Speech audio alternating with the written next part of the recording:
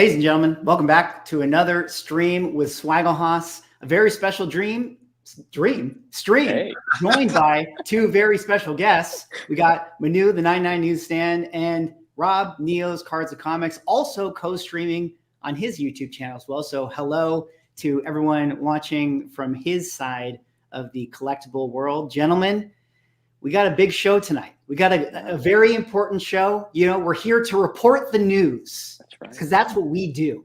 We report on the news and we just tell you guys what's happening because we ourselves have no additional insights. No, nothing. So we're going to talk about the big news that came out this week. PSA announcing officially that they are entering the comic book grading world. Big news coming out this week, leading into what is surely to be another week of big news at San Diego Comic-Con. But yeah, we thought it'd be important to bring ourselves together, you know, on this Sunday evening and talk about this. I mean, there's a lot to cover. There's a lot to go over. And, you know, we all kind of did our respective videos on our channels. And of course, Manu had, you know, his post on his IG.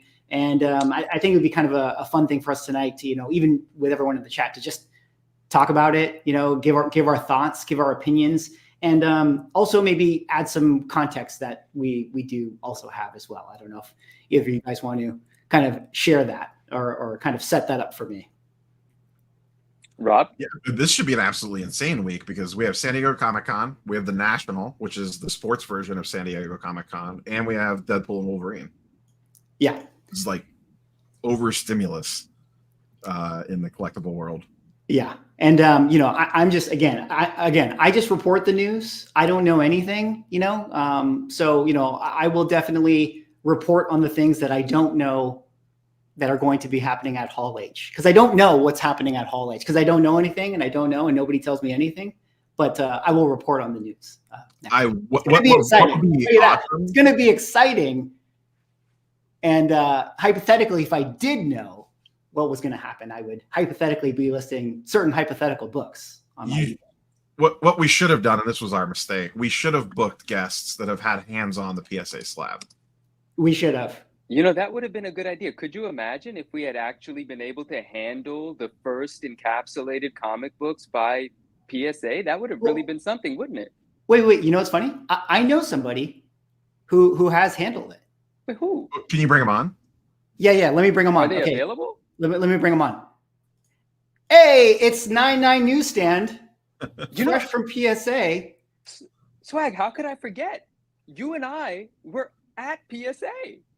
Oh, we were? Oh, wait a second. I've never been. No, I've never been there. Hypothetically, if I were to have. Sure. If you were someone that had gone to PSA with me, you would have been at PSA with me. That's right.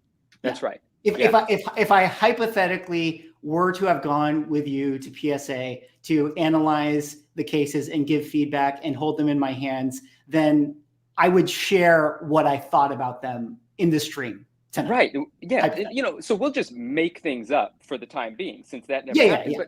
But I'm just going to imagine what I would say if I have seen the cases and share it with all you guys tonight, if I had seen them. Do you think they would slab this if this was my pass to PSA on a particular day about a month ago? That'd be cool. They'd have to verify that it was real. This is all hypothetical. We don't know that that's real. Right. I could have just printed that. You could have just printed it. But it looks good, doesn't it? That's cool. Anyway, yeah, lots to talk about today. Oh, you know what, Rob? Rob said in his video the other day, he said that it's very nice that he's finally able to talk about this because he said he had known for quite some time. So that's interesting. Rob, you want to tell us something about that? Yeah. And I'll speak for my two co-hosts here playing a little coy. The three of us have been involved in this process since like the first of the year to some degree. We were basically part of the feedback team that they had, that they were bouncing stuff off of. We have no direct, I don't know what to say. Well, I'm not going to say like we're pulling puppet strings or anything crazy like that, but we were just part of I guess focus group's probably the best way to describe that, I guess. I don't know. Yeah. So so, and Rob's right. And we, you know, had this communication, and I just feel really grateful to be able to be in that place where they do want to hear what somebody from the community, the actual collecting community, is saying, and what some of the opinions are. And that's kind of why I'm so encouraged to make these posts and really suggest that our friends engage with them and tell us how they feel, the good and the bad, because at the end of the day, and we'll talk about this at length, at the end of the day, PSA wants to deliver something that we want to buy. You know, they don't want to disappoint us. They're actually in a position right now for the next couple of months to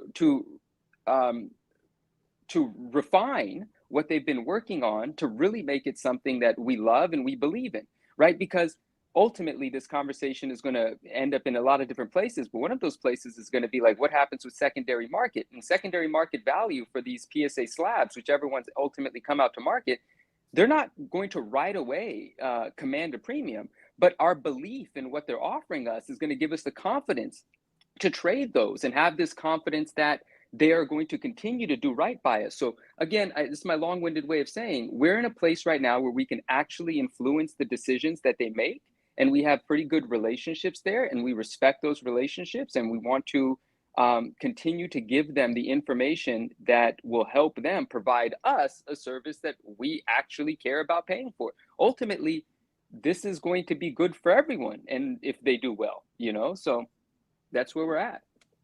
Yeah, of course. And just to properly set us off and kick us off in our conversation tonight, and definitely chat, if you guys have thoughts and stuff, please feel free to share, and maybe we can bounce off you guys as well. But, you know, let's just kind of frame it properly, you know, in case you guys hadn't heard, which I'm sure you guys have. You know, earlier this week, PSA put out their press release. PSA expands into comic book and magazine grading.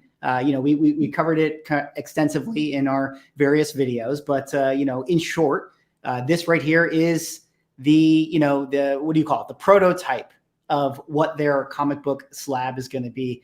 Let me start with you, Rob. I mean, I think when you're someone who obviously knows PSA very well, you know, you know a great deal about sports cards. They are the premier grading company within the card world. How did you feel initially about seeing the slab, seeing their label? What was your sort of initial impressions of this? And are you disappointed that it's not too different than, I suppose, what the card grade label was already, you know, to begin with? I'm not surprised it looks the way that it does. And once again, I think we should note that I don't think any of us believe that any of this stuff is locked in, set in stone. That I do think that they are going to take feedback. They are reading comments. They are reading chats. They're looking at this stuff to see what the feedback is. Now, that being said, I don't expect this label to drastically change. This is just my own gut. PSA is all about the branding, and like it or not, that red border around the white label with the PSA, they call that PSA holographic thing in the middle of the lighthouse. That's their part of their anti-security, your anti-theft device built into their labels. That's just what they're known for. It's going to take a lot to get them off that from a branding side. Now, could they adjust the font where, you know, maybe the grade on the right-hand side pops more and some things move around, and, you know, I'm sure all that stuff could potentially change. I think it'll be a tall task to get them off the red border and the lighthouse in the center. I don't necessarily mind the lighthouse in the center.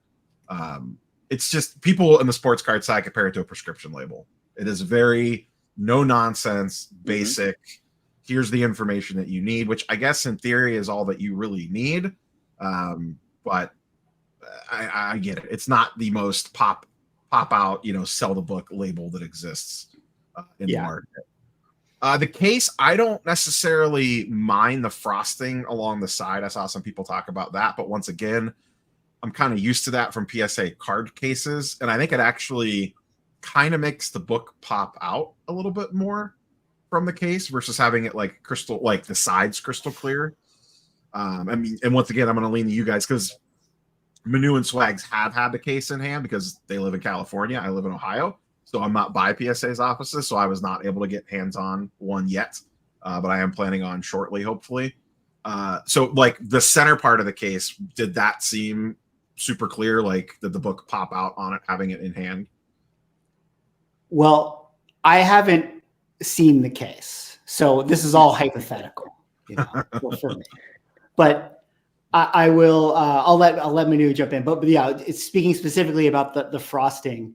I do think there is one thing that is nice about it, and that is from what I would think that they have various cuts as far as like the inner frosting is concerned. So as say a Hulk 181 is a certain size, a modern comic book is a little bit slimmer, a Golden Age comic book is a little bit bigger, and what you sometimes find happening inside of CGC cases, for instance, is like the book might be slabbed in the case and it's completely aligned to the right, and then there's like this big like gap on the left side, or vice versa, or maybe it's the book is kind of at the bottom and then the top is sort of missing a space. What's nice about this is that it seems like the frosted framing is always going to keep the book center. So whether or not it's a Golden Age book that fills up more of it or a modern book that fills up less of it, it'll always be center. And that, I think, is a nice feature for what the frosted plastic kind of allows. But I don't know. That's all hypothetical. What do you think, Manu, as somebody who actually has seen it? So yeah, I'll provide. I'll go a little deep into this. So going into this, even prior to having seen the slab or having the opportunity to see the slab, I never imagined that it wouldn't be on brand. Like Rob said, like Neo said, like it's always going to be on brand. That red border, it's not necessary, but it makes a lot of sense for it to be there, right? And many of us that deal in PSA cards and love PSA cards, we've been dealing with the criticisms about the labels forever. It doesn't stop the cards from selling. It doesn't stop them from being the most valuable. And quite frankly, I like the whole, what was the medical ticket? What did you call it? Prescription labels. I like that no nonsense approach to it, but I can understand how people have been, appreciative of the sort of prettier labels out there and prettier designs that some companies offer. I'm not too troubled by it. My feedback before having seen it in person was, if this ends up being what comes to market, I like it enough, let's just go ahead and see where this goes type of thing. But that's before I realized that there was actually opportunity to critique this and change it. And so when we were there, when I was there, right, in person, and I had an opportunity to handle it, first, I was just excited. You know how I get, man. I'm just excited about being a part of this, being an extension of the community's voice in the building. Like, I really love playing that. I want to be that person. I'm hugely grateful for that. And so first I was just geeking out, right? And then I won't divulge too much because there's going to be some surprises around the corner, and surprises are fun when they actually surprise you. But I liked it. The book is obviously clear. Can clear be more clear? Sure. To the degree that I needed to be clear, it was clear. So, that's all I can say about that. And I've always been someone that appreciates the frosting because I believe it brings the focus to the book. And I make this sort of sarcastic joke about, like, everyone likes the clear edges, but that just means you can clearly see what's behind the slab. That's just me being kind of sarcastic. I get why the clear edges look really good, but I don't mind the frosting. And so the actual, like, sort of what's the construction of the case worked for me. And then the other feedback that may not actually make it into the production slab was that it was really solid, like really heavy. And I'm not saying it's not going to be solid and secure, but the weight might be reduced a little because of some changes that they have to make. And we won't talk about what those are because those are already going to be changed. So there's no reason to highlight that. But then after having held, hopefully, if our friends that I respect very much at PSA are listening, hopefully they're not, this isn't saying too much, but there was a moment that they had sealed the first book. And I got very excited and I wanted to go handle this. I was like a kid, like, there's a sealed one now. You sealed the first one, give it. Right. And because we had already handled them closed, but not sealed it. They had to go through the machine to seal. And once I handled that, I was asked, how do you like the label? And that's when, instead of being an excited child about it, I started to actually sort of critique it in my mind. And there were a couple of things that I said and a couple of things that, Hypothetical Swag said as well. And they do care very much about that feedback, because the one thing I said before providing my feedback was, is this set in stone? Like, what's the point of me critiquing it if it's set in stone? And we were told that it is not set in stone. And there is very much opportunity for another version to come out. Not, like Rob said, it's not going to be too far different from this, but there are improvements or enhancements or changes that could be made. One of my criticisms that a friend of ours in the chat shares, Jose, is that the silver holographic shiny area around the PSA logo seems sort of large, right? And I just kind of said that space around the PSA seems kind of big, and other people have shared that, so maybe they take that into consideration. I know Swag has made this observation, and other friends have made this observation as well. They kind of want the 9.4, the grade, to be a bit larger. You know, they like where it's at, but maybe a bit larger. So maybe there's the opportunity for some actually, I know for a fact there's the opportunity for tweaking this. But the one thing that we can't be, there's one thing that's unavoidable, is that there's no way there's going to be a label that everyone loves. There's no way that it's going to please everyone. There's no way that it's going to be a perfect label. But we have to, I appreciate the fact that they want to deliver us a product we like, because that's how they're going to succeed. And even if they don't get it right out the gate, they're still going to work on satisfying us. It's very important for them to satisfy us, or else they're not going to get a repeat customer out of us.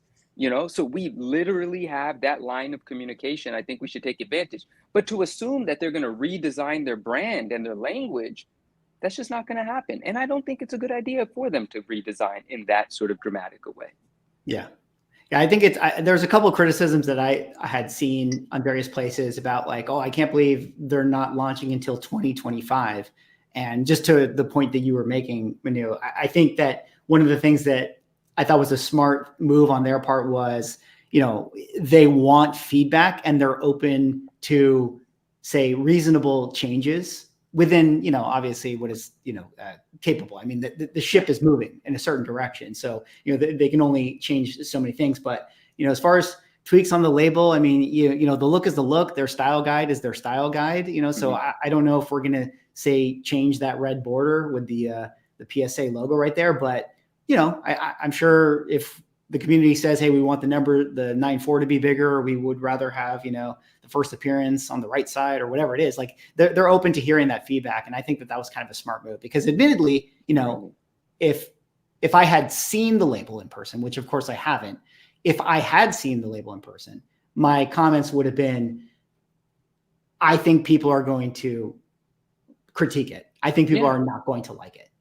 I might have said that, something like that hypothetically, but being that they're coming out as like, hey, we're open to feedback, I think that puts them in a good position to you know, take the feedback, you know, and decide what to do with it. You know, maybe this is going to be the final version. Maybe they're not going to listen to anybody. But if you're people out there and you have feedback for them, I mean, they're definitely reading comments, they're definitely watching videos, and they're definitely interested in what people have to say, which is a good thing. You know, that's what you want from your grading companies. Absolutely. And sorry, please, Neil. Yeah. I was going to say, regarding the weight that you guys were talking about earlier. So just so chat knows, they just recently, and I don't know this for sure, I assume the Comic Book Slab is going to use this. They just recently switched to new some high-end medical grade plastic on their sports cards. And I have to imagine this is the same plastic for this, because one of the things people noticed on their card slabs coming back is that they were noticeably heavier. Now, it's a card, so it's only so heavy that it could possibly get, but there was definitely a little bit of a heft difference. So I have to imagine that this feels, once again, I have not held one. No, I am not joking. I literally have not held one yet. Yeah, me neither. That I have to imagine they feel pretty quality in hand, because like it's going to feel premium. And generally speaking, PSA slabs are we all know CGC had some issues with slab security. I don't think that'll be an issue with a PSA slab, just based on how their card slabs seal up. Like, you cannot crack a modern PSA slab and get an item out of it and replace it. Like, it's just not possible the way that these things are sonically welded. Like, you would be able to tell instantly that the slab was tampered with. Like, it's not even an option. And to just kind of touch on the 2025 point, I think a lot of that had to do, in addition to feedback, also it gives them a chance to hire. Like, you have to announce this at some point, and this now gives you 6 months or however long. We don't even know that it's going to be the beginning of 2025. We don't know when in 2025, but that gives them time to put the word out. Like, hey, we are looking for more graders. We are looking for more people experienced in the comic book industry, versus them announcing this week and then saying, cool, drop your books off at San Diego Comic-Con. Like, I personally would want them to take their time and make sure that they get this right as much as possible, because I think we're all of the agreement. None of us may use PSA in the future. Like, we have no idea what this is all going to look like. We don't know what the resale value is going to look like. There's tons of unknowns, but just them existing and being competitive is a win, whether any of us ever crack or submit a book or whatever to them. Like, I think that's really the key of all this is what we've been wanting to have someone in the space to keep CGC honest at a minimum. Yeah. At a minimum, that is the win. Yeah. It like, exactly. I totally agree. You know, even if PSA is still, you know, number 2, hell, maybe they only become number 3, you know, and CBCS is still in front of them for the next decade. Just them being around, being a player, makes the other 2 companies have to look over their shoulder. And that might be all you need for, you know, all of us to be, you know, reap the benefits, you know. So I think that's, you know, it's already a win. The fact that they have come out and decided to do this. I agree that sentiment entirely. Just them coming out, creating competition in the market can do anything but good for everyone. And so I love being in the comments, and there's a lot of them, and I appreciate all you guys being here. Yeah, shout out to chat. Yeah, shout out to everybody. And, you know, I want to address a couple of things, and then I'm going to be a little less coy about something, but I'm going to speak for myself when I say it. But first, you know, Jose here has asked something about the inner well. He says it appears that there's no inner well. Are the books going to be moving around while handling and shipping? Now, I don't want to say too much about the construction because I think it's still kind of an evolving process. But I thought it was interesting as well, the way that they encapsulate. There is something of an inner well, but it's not what we're used to. And I am very eager to encourage someone at PSA to test, to use me as a guinea pig in shipping. Like, it could be my own books, but let's ship these things, let's throw them around, let's see if there are any vulnerabilities in the slab. I'm very eager to get to that point and figure that out. That's incredibly important to all of us. And so as soon as I am able to do something like that, if it's not me or I hear about it, I'm going to report on it. So I'm not sure yet about that. But the other thing, someone was asking, and I don't just want to ignore it, but someone said, do you know who the head grader is? And I'm just going to be honest with you. I do, but I'm also going to be honest in the way that I cannot say that. It's not my thing to tell. There are other members of the community that are speaking to PSA regularly about this. There are things that are happening that I know nothing about. I just don't know. But if you're on YouTube and you're watching some YouTube videos, the math is very easy to do. And so it's not my story to tell, and they're going to announce that when they do. But I'm encouraged. I like the approach that they're taking and how serious they're taking expertise in hiring. But, you know, I'm able to help where I can. And my greatest value add here is providing the feedback from my friends in the community, quite frankly. Yeah. Yeah. Great points. Again, I'm gonna not do the bit, even though I haven't been there. But yeah, seeing the case and holding it just to address a couple of things that you guys said, as far as the medical grade plastic or whatever, hypothetically to the touch, it was surprisingly heavy. It was heavy, shockingly heavy. And to be honest, to be fully transparent, in a way that feels, I don't mean to be harsh, but it feels wrong. Like, it's like, hey, that's not right. Like, it shouldn't be that heavy. And that could be a concern. I mean, it makes the product feel premium. You know, it makes any dollar book feel like, wow, I mean, this is something that feels like a nice gift. Like, you really could give this as a nice gift to somebody. But in terms of it being like applicable to, you know, the wide collector market, I mean, you got a couple of these in your backpack at a Comic-Con, right? I mean, people are going to be sweating. You know, you better have a towel on your shoulder, you know, that sort of thing. So there are interesting things I think that they still have to kind of determine and address with how they want to approach it. Yeah, the inner well felt, yeah, I don't have, you know, what you were saying with the inner well. I didn't hypothetically see as close as you did with it, but I will say that it does feel like case rattle is not going to be a thing with this Right. based on how it was constructed, which I think is really nice, actually. If you guys know, with CGC slabs, like case rattle is such a annoying thing. So that's good. And then, yeah, the head grader. Yeah, it's just, honestly, it's not our place to say. I know that that's a huge component and something that a lot of people are wondering about. And there's definitely going to be opinions out there, but yeah, it's just, everyone's going to find out soon. That's all. Everyone's going to find out soon. So, you know, we'll talk about it when we talk about it. It's not me, you know. It's not me too. Actually, I wish it was me. Everybody would get 11s. Everyone would get PSA 10s, which I feel like is the next point of the conversation, which is they went with the grading system of 9.8, 9.6, 9.4. You're so Neo. disappointed by this. This was something, I don't know how hotly How do you debated it feel was at about PSA, but I know the three of us had a lot of phone calls about this. I Discussing debated among it in ourselves. some emails. I was very passionate about it, but you guys go on, I'll jump in. My idea was a personal attack on Manu. I said keep the traditional grading scale, but eliminate the 9.9. Oh. Like, don't have a 9.9, have a 10 and a 9.8, and like, what are we really doing with a 9.9 grade? Like, is there really that much significant difference between a 9.8 and a 9.9? And I guess if you ask CGC that question a year ago, they would say yes. If you ask them that today, it might be a different answer. Right. But that was my take on it. It's just go with a 10 and a 9.8 and run down the traditional scale. You know, Swags is on team 0.5 grades? Is that what your team you're on? Yeah, I think if I was really pressed, I would have been 10, 9.5, 9, 8.5 type of scale.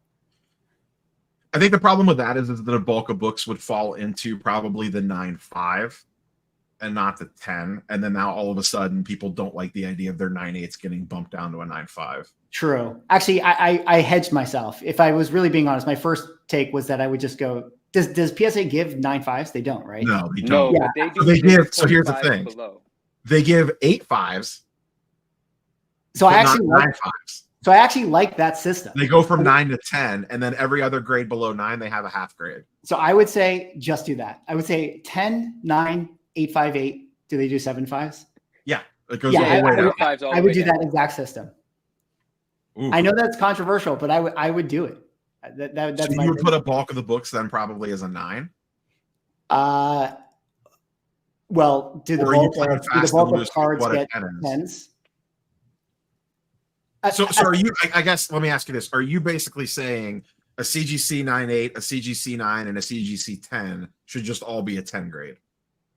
I'm saying, yeah, anything between a CGC 9.6 to a 10.0 should be a 10 grade. And anything 9.4 to a 9.0 would be a 9, essentially. Spicy town. Yeah, that's my take. And I realize it's controversial, and I've only thought it through to a certain level. I'm open to like totally changing my opinion or being convinced that that's a terrible idea. But my thought behind it is just that we already complain within the community, you know, like how many times do we all complain like, well, what's the difference of a 9.9 and a 9.8 and 9.6? Like, we're already up in arms about it. And not me. I am not very much up in arms. Okay. But But I'm saying, not you specific, but let's say the larger audiences, right? And so I guess the question is this: is the company there to give you the exact specific grade that your collectible is, or are they there to give you, say, the general close proximity to what they think that the grade is? See, this if they're there really to give you the exact me. grade, then that opens up all of the can of worms that we've had with CGC all these years, because it just begs the question, like, well, you said it was a 9.8, and then I resent it in, and it came back a 9.6, but it's the same book, you know, all these things. So that opens up that can of worms. But if PSA were to just say, we're just going to give a PSA 10, and anything that's a 9.6 to a 10 is essentially a PSA 10, then it goes back to the collector of like, hey, generally speaking, this is a near mint plus book. And then it's up to you to decide if you think this is the best near mint plus book you've ever seen. You really surprised me when you said that in the video. And I mean, I was enthralled, if that's the word. I was like, what did he just say? He wants it to be a general, and then we regrade it on our own before we sell it or purchase it. And in my head, instantly, I was like, That defies the purpose, Swag. What do you mean? But now you're articulating it again.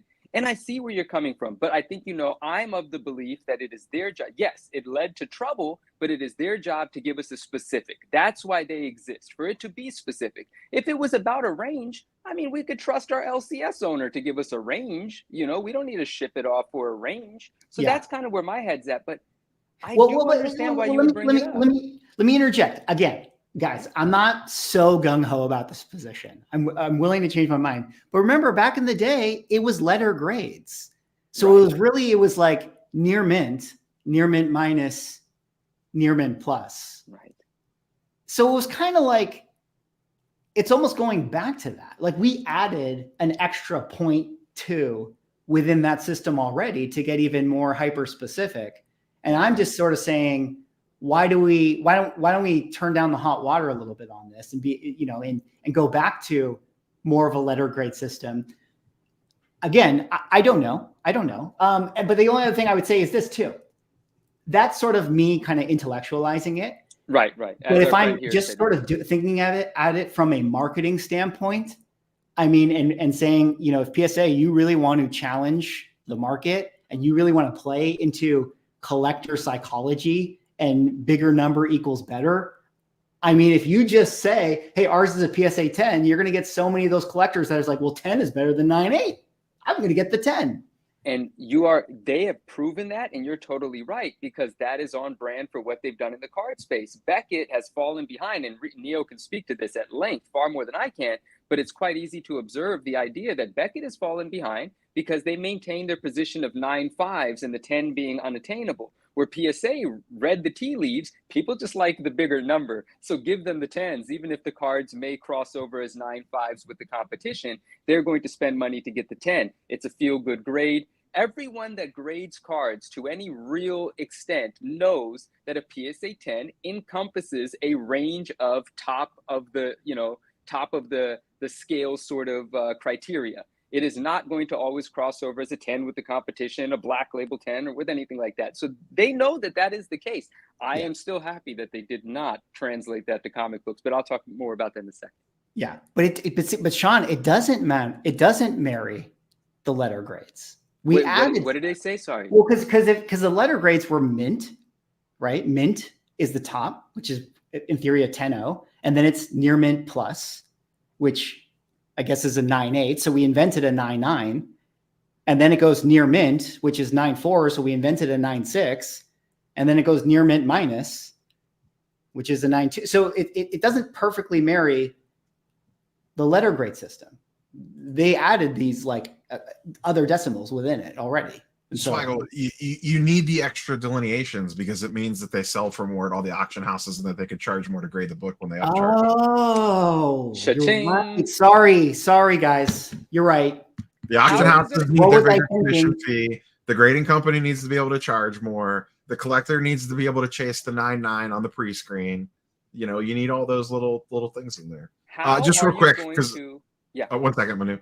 I just want to knock out like 16 chat questions at once. A lot of people are asking about like, are they going to grade centering? Are they going to do this? Are they going to use AI? I don't think any of us, and I don't know that they've even set full grading standards yet. So none of us know that stuff. Oh, I've asked. I can share, what little I got in a response to my question about that. Well, actually, I guess it doesn't. I don't know that it's set. That's why I don't want to go down that path. They haven't even announced their head grader yet, so we don't really know. Right. They have not gotten into the details on or set. I don't believe they've set anything in stone on grading standards on what they're going to look at and what they're not going to look at, and it could change between now and when they go live. So I just see a lot of that in chat, so I just kind of wanted to knock a bunch of that out. It could. And listen. At the end of the day, this choice is the much safer choice. Right when you're people were fired up about the label. Imagine if they came out here with some crazy grading scale. I realize I'm coming in guns a-blazing with like Swaggle's grading company being like, we're gonna give 10 O's and 9. Like it's crazy. I understand it's crazy talk, and there's concern about how it would factor into like the larger ecosystem. But which is nice. It's nice of them to think about the dealers and the collectors and all that sort of stuff. But I realize it complicates the issue, and yeah, it's probably something that was pretty much off the table always. But perhaps off the table always. But I think we're coming from a place where I certainly am coming from a place where I just want them to offer something with the least resistance. This is already going to be met with hesitation from some people, and some people are just going to jump in because they're PSA loyalists and they're going to have fun with it. It's just going to be fun. But I definitely want them to take a path of the least resistance, so that they have a shot at winning over some customers. They're going to do great. I have a feeling. And the argument that I was making, which I'm not the only person, but it occurs to anyone that's thinking about this, is, well, if you did, because there was a moment of consideration about what the grade scale is supposed to be, right? And if you had gone with the 10, 9, 5, or the same as the card grade, is the decades of price history that we have, how do you correlate the two, right? Like, how would you charge someone for an ASM 300 9.5? Is that a 9.2, a 9.4? Is it a 9.6? What is it? And that would just make it, that would create more hesitation for dealers to get involved or for any resellers to get involved. And I want them to have no resistance. But I love what you're saying, though. If they wanted to be bold about it, if they really wanted to say, well, the hell with how you guys have been doing it. We're the future. This is how, that is very bold, right? It's a bit more of an uphill battle, but it is extremely bold. And bold could win in the long run. So it's fascinating. So I have a general. So we've obviously been talking about, like the whole PSA versus CGC thing. I think initially what is this actually moving down the scale a little bit? Mm-hmm. What do you guys think this means for a PGX and a CBCS? Like, is this the nail in the coffin of CBCS if you want the clickbait? Like, obviously CGC is going to be CGC. I don't think any of us are sitting here thinking they're going to be toppled anytime soon. Like, we're not idiots. I mean, the comment section might think we are, but we're not, to a degree. To a degree, yeah. Speak for yourself, Rob. Right. What do you talk about? But I think there is an interesting angle. I mean, I don't even know how much PGX is really a serious competitor, but CBCS on paper technically is. I think this potentially could really hit them, because if the anti-CGC crowd now has another choice that is a much bigger, better company than what CBCS is, do those people leave CBCS and be like, I already don't like what CGC is doing, and now I have a new shiny toy over here? From a number 2 standpoint, how quickly do they jump to the number 2 section? Let alone, leave number 1 off the table. Yeah. Well, let me answer by asking you a question back. Can you quickly explain for me and the other comic collector side of the hobby here that is in the chat, what happened to Beckett? As far as, like, they used to be the go-to, and then they weren't, and then PSA overtook them. And by the way, everyone, Beckett owns CBCS. Mm-hmm. And what is their brand now, even in the sports card world? Like, does Beckett have a fan base? Because really quickly, and then I'll let you run with this, I don't get the sense that CBCS actually has a loyal fan base, whereas CGC does and PSA does. But do they? And I guess, what's your thoughts on that? So just to give a little history, Beckett and PSA basically were, without getting into the minutia, essentially equals for a long time. Beckett would get a little bit of a premium, like way back in the day. There was stories of people cracking out PSA 10s to chase Beckett 9.5s. And Beckett has subgrades. That is one thing that is different on the card side of things. It's just not a flat grade. There's subgrades involved. And they basically traded back and forth. And then the pandemic happened. People flocked to 10s. I think a lot of it was a ton of new people came into the space. And they're like, well, wait, 10's more than 9.5. I can't tell you how many times in videos I had to break down, like, guys, a BGS 9.5 and a PSA 10 are both gem mint grades, even though one's a 9.5 and one's a 10. Beckett just had a very complex grading scale for someone new coming into the space. So PSA began to pull away. The other thing that happened, just like on the comic book side, a lot of the card grading companies got super backed up. PSA did better at pivoting out of that because they're just a bigger company with a lot more money, frankly. And they powered through that, and they kind of just almost won by attrition, just by throwing the most slabs onto the market getting the most comps, getting the most brand recognition. And then that gap has just continued to widen. Now, in the sports card space, we actually have like 4 legitimate grading companies. PSA is a mile above everybody else. Beckett, SGC, and CGC for cards, whether it's TCG or sports. So we actually have a lot of options, even though they are a distant second, third, and fourth to PSA, but they still exist, and a lot of people still do use them. But then just as time gone on, PSA just has continued to pull away in comps. And to answer your Beckett brand question, it has definitely slipped. Now they have their loyalists. A lot of people, a lot of old schoolers that grew up and collected in the 90s, a lot of high-end Jordan and LeBron stuff from that 90s, early 2000 era lives in Beckett slabs. And they have a very loyal but shrinking fan base. And financially, the company's just not in a great spot. The person that owns them has tons of legal trouble, and this is the entire, the Beckett's made up of a group of a bunch of different sub companies, and that's part of the reason why everyone, when all the CGC nonsense was going on, everyone's like, "Where's CBCS in this? How come they're not doing this? How come they're not doing that?" It's because they can't. They're not a nimble enough of a company. They don't have the infrastructure in place to be able to grasp on these opportunities when they arise. And that's why you've seen CBCS basically do nothing in the space. I mean, what's the only thing they've done? Switch a label in a case? They didn't even market when all that CGC nonsense was going on. Like we would see in the comments of our videos, people begging like, what is CBCS doing? Why aren't they jumping on this? And it's because they couldn't. Like they just aren't capable of doing that stuff. They're not capable of scaling. Like they have customer service problems, turnaround time problems, all that stuff. Like if everyone switched to CBCS, if 10% of people switched to CBCS tomorrow, they would drown. Right. That makes sense to me. I mean, I guess my feeling is, and shout out to CBCS fans in the chat. I mean, I got nothing against them. I'm just speaking from like what just sort of what feels like it feels like CBCS doesn't have as big of a loyal following. Surely they do. Obviously, they're a profitable company. But I guess going back to my suspicion with your question, Rob, was, is this the death knell for them? Well, I don't think it's great news for them. I think the JSA thing was already not great news for them.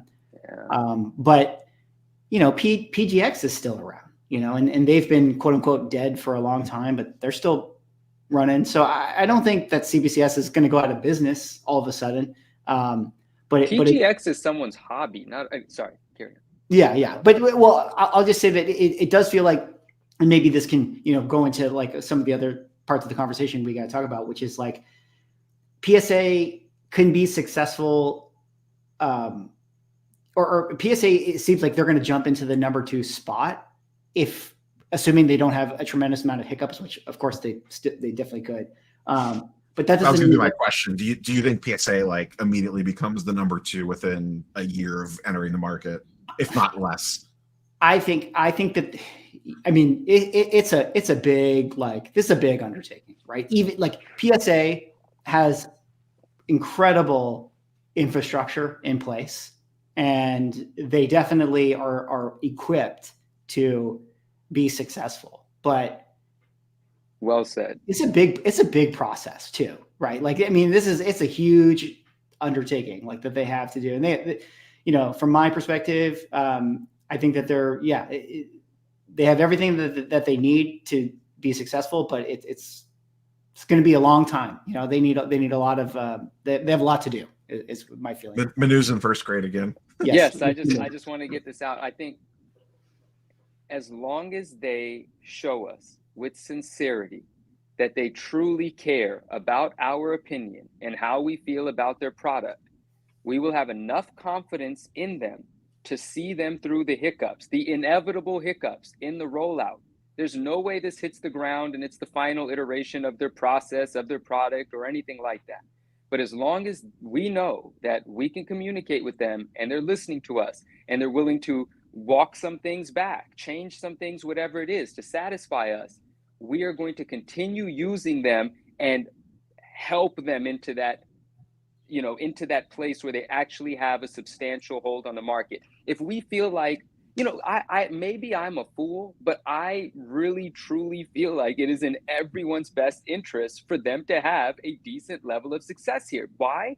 Because whether you're a CGC fan or a hopeful PSA fan, them putting the pressure on CGC forces CGC to offer us something better to earn our business. Regardless, having me being encouraging of, I want to encourage all of us to support them without, you know, being fools, because it's just better for us overall. So yes, there's going to be hiccups. No, they're not going to hit the ground and instantaneously just win.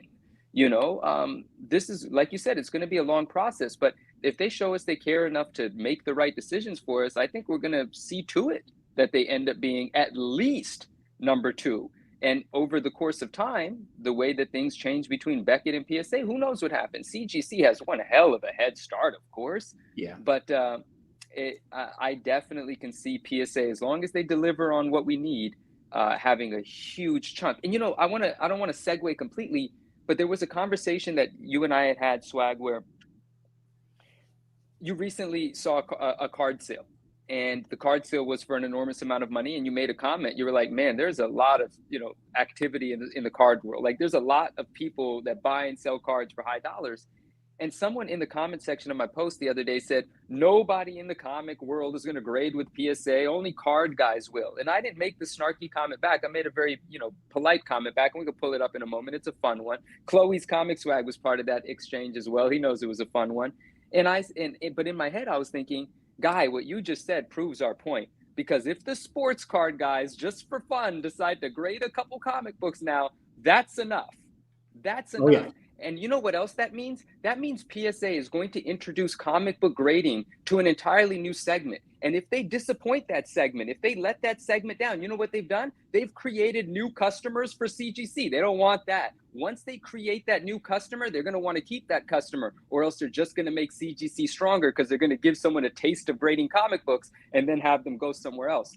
PSA's got a lot on the line here, and they want to make sure they do right by us. I'm an optimistic fool, I know that, but I've seen us move the needle before, and I think we could do that again here. So I just wanted to get that out real quick. So to kind of that point, I think when you're talking about sports people grading comics, I think sideways to that. I think where PSA could dominate the market is magazines. Yeah. I think that is a massive area that they could go after. Like, CGC does it, yeah, but I don't know that it gets the love that it could. Whereas all of a sudden now you're talking about people that grade sports cards. What's the natural thing to send into that? And this is, you know, these do, some of the stuff sells for quite a bit of money. Like, Sports Illustrated is a massive thing that people grade. Yes. Slam magazines, Rolling Stone. Like all the music stuff, all the pop culture stuff. I mean, PSA has their own magazine for Collector Club members. They put out limited numbered versions of that magazine that certain people get every month randomly. Those sell for sometimes hundreds, if not $1,000. And they're currently graded by CGC. Yeah. They are currently graded by CGC, the PSA magazines. I think that is a market that they could chew into CGC's market share much faster. Because if you're grading, if you're a sports adjacent person and you want to grade LeBron's first Sports Illustrated cover, where does that make more sense to go? Do you want that in a CGC slab, or do you want that in a PSA slab to put next to your LeBron rookie that is also in a PSA slab? Yeah. So I think that is an angle that they could potentially make a lot of waves in, is on the magazine side of things. I think you're absolutely right. And I saw that enthusiasm. Like, as soon as the news came out, I even saw that video that Jeff did. You know, Jeff first made a post on Sports Card Investor, then followed up with a reel on his personal page, which is also, you know, just an extension of his business. And he made a reel. He showed a bunch of his, favorite magazines, I believe currently just authenticated in slabs or something, maybe not graded. He showed a bunch of magazines. I don't remember what state they were in, but he was very excited to get those paired up with the PSA label because of that lineage, because of the correlation to sports. Like, without a doubt, I think you're right, Rob. That is something that the sports card guys, I think you're right. There's gonna be very little resistance for them to submit there. Yeah. And that's also an area that I don't think CGC attacks well. You know, they've recently upgraded their magazine case, about a year or so ago, I think it was. I think within the last year it got better. Yo, Yeah. I have to take a moment. Don't even worry. That's a good friend of ours. I don't know if I'm supposed to say who he previously went by because he just had a brand change. But he's a good friend of the community. I love his comments. So shout out, man. I love the brand change. You'll have to explain that to me later. I'm curious. And he said, I've never graded a comic book myself, and I'm definitely sending some to PSA. And he's not making that sentiment up, and other people share that same sentiment. And I know he's telling the truth. And he says, Marvel and DC card collectors will give it a shot. Dude, there is a built-in barrage of books that are just going to go as soon as they say send them. It's just going to happen. 100%. I think, well, yeah, what Don't Even Worry said and what you guys have already been saying, I'll just reiterate. I do think that there is a large market of people that are collectible adjacent that, you know, we kind of think that our community, everyone is in sort of the know, but there's a lot of these people that like, yeah, they use PSA. They're in the sports card world. They never sent in a comic book for grading ever, but they'll do it with PSA. And I think that audience is enough to where even if PSA doesn't gain any market share from CGC or CBCS, I think within their own fan base, because the sports card world is so huge. I mean, I'll be dramatic. I think it's probably like 10x the size of the comic collecting world. Even I think that already that'll probably be financially successful for them, just to sell to their own, you know, users already. You know, just this division will be successful just already, you know, having PSA people submit. So to that point, Swaggle. So roughly, CGC grades, or I should say grades, they add about 100,000-ish comics to their census every month. Like, give or take. It's like 100 to 115 to 120. I've been tracking it for about the last 6 or 7 months. But it pretty much sits right around that 100-ish K number. PSA grades about 1.2 to 1.4 million cards a month. It's crazy. Yep. Yeah. I mean, and also like CGC, this is kind of what the next direction I kind of want to take this conversation. CGC has a Florida office. PSA has a California office. They have a New Jersey office. They have a Tokyo office. Right. And I don't know that they're going to grade out of all of those locations, but the one thing that PSA has that even CGC doesn't to a degree, they have a lot of integration with other companies. Mm-hmm. You know, PSA has established relationships with the auction houses already. Like, that's an angle of this. Like, is Heritage going to take PSA seriously? Yes, they probably are, because it's PSA. Yeah. You know, are the other auction houses going to look at PSA and take them seriously? Yes, because, you know, they're a dominant force in the card industry in the autograph authentication space, which is another angle of this. Like, PSA's autograph, like CGC just added JSA for autograph authentication, but that's something that PSA has been doing for decades already. To me, and this is something me and Swaggle have talked about, the real interesting stuff, and I don't know that they're going to do this. They have not said that they're going to do this, but I have to imagine that they will. PSA has a vault and direct integration with eBay. Yeah. Oh, wait. So, can we just hold on that? Because I just want to show one thing before we go into this. Yeah. Just to make everyone in the chat depressed. All right, here we are. Google Trends. I just typed in comic books. Okay, USA Google Trends comic books past 5 years. I just want to put it into perspective. Let's type sports cards. Look at that. It's switched at the beginning of the pandemic. Just sports cards alone is bigger than all of the umbrella term of comic books. Comic books, and it's like, how many within the comic books is actually like comic book collecting? Probably not that much. Add another one that says Pokemon cards. Oh gosh, let's see it. Let's see it. Let's see it. Oh my God. There it is, guys. There it is, guys. We picked the wrong lane. We should have been Pokemon card content creators. Mickey, you might remember when the bit is over, right? Is it? I don't know, but I'm just gonna. The bit's okay. The bit's still going on, but it's over. Okay. Yeah. No. But when that was when I was informed that TCG, Pokemon specifically, Pokemon is more of what they receive out of the 50,000 cards a day that they receive. By the way, we walked by the 50,000 of that day. So that's what they get in the grade. That's double, or that's half of what CGC grades in a month in comics. Right? and it's incredible, and their operation is incredible. I don't, one day we'll explore what it was like being there, but for me, it was like Disneyland. It was absolutely incredible. And so I was blown away to find out that Pokemon is more than the sports card traffic. It is literally overtaken the business of grading. It's so massive. Wow, bro. It is so massive. Logan Paul put it on the map. He did it, right? Without him, it would have been nothing, right? Yeah. I mean, yeah, we could do, everyone's saying like, add these things. I mean, I've done this before. I thought about doing videos about this type of stuff, but yeah, you can put it into perspective. But Pokemon beats everything. Pokemon is the biggest. But anyways, let's go back to what you were saying, Rob, with the eBay vault thing, because I think that's a super important point of why this could be huge in terms of the downstream effects to comic books with PSA. And this is new. Like they just, they basically, so essentially what happened about 3 months ago, Collectors Universe, PSA had golden auctions under them. It wasn't working out. eBay had a vault. They had an eBay vault. It wasn't really working out. PSA basically traded, or Collectors Universe basically traded golden auctions for eBay's vault. They swapped spots. Golden went to eBay. The eBay vault went to PSA. PSA controls the vault. What that has allowed, and they're just beginning to roll this out now, is when I send cards into grade, I can submit the cards, grade them, and I don't have to have them shipped back to me if I want to sell them. As soon as they finish, as soon as the grades pop, within 24 hours, you could send them straight to eBay to sell without having to ship them back to you. Right. And then they sell, PSA ships them, deals with all that, and then you get your payment at the end of the month or however you want to get paid out.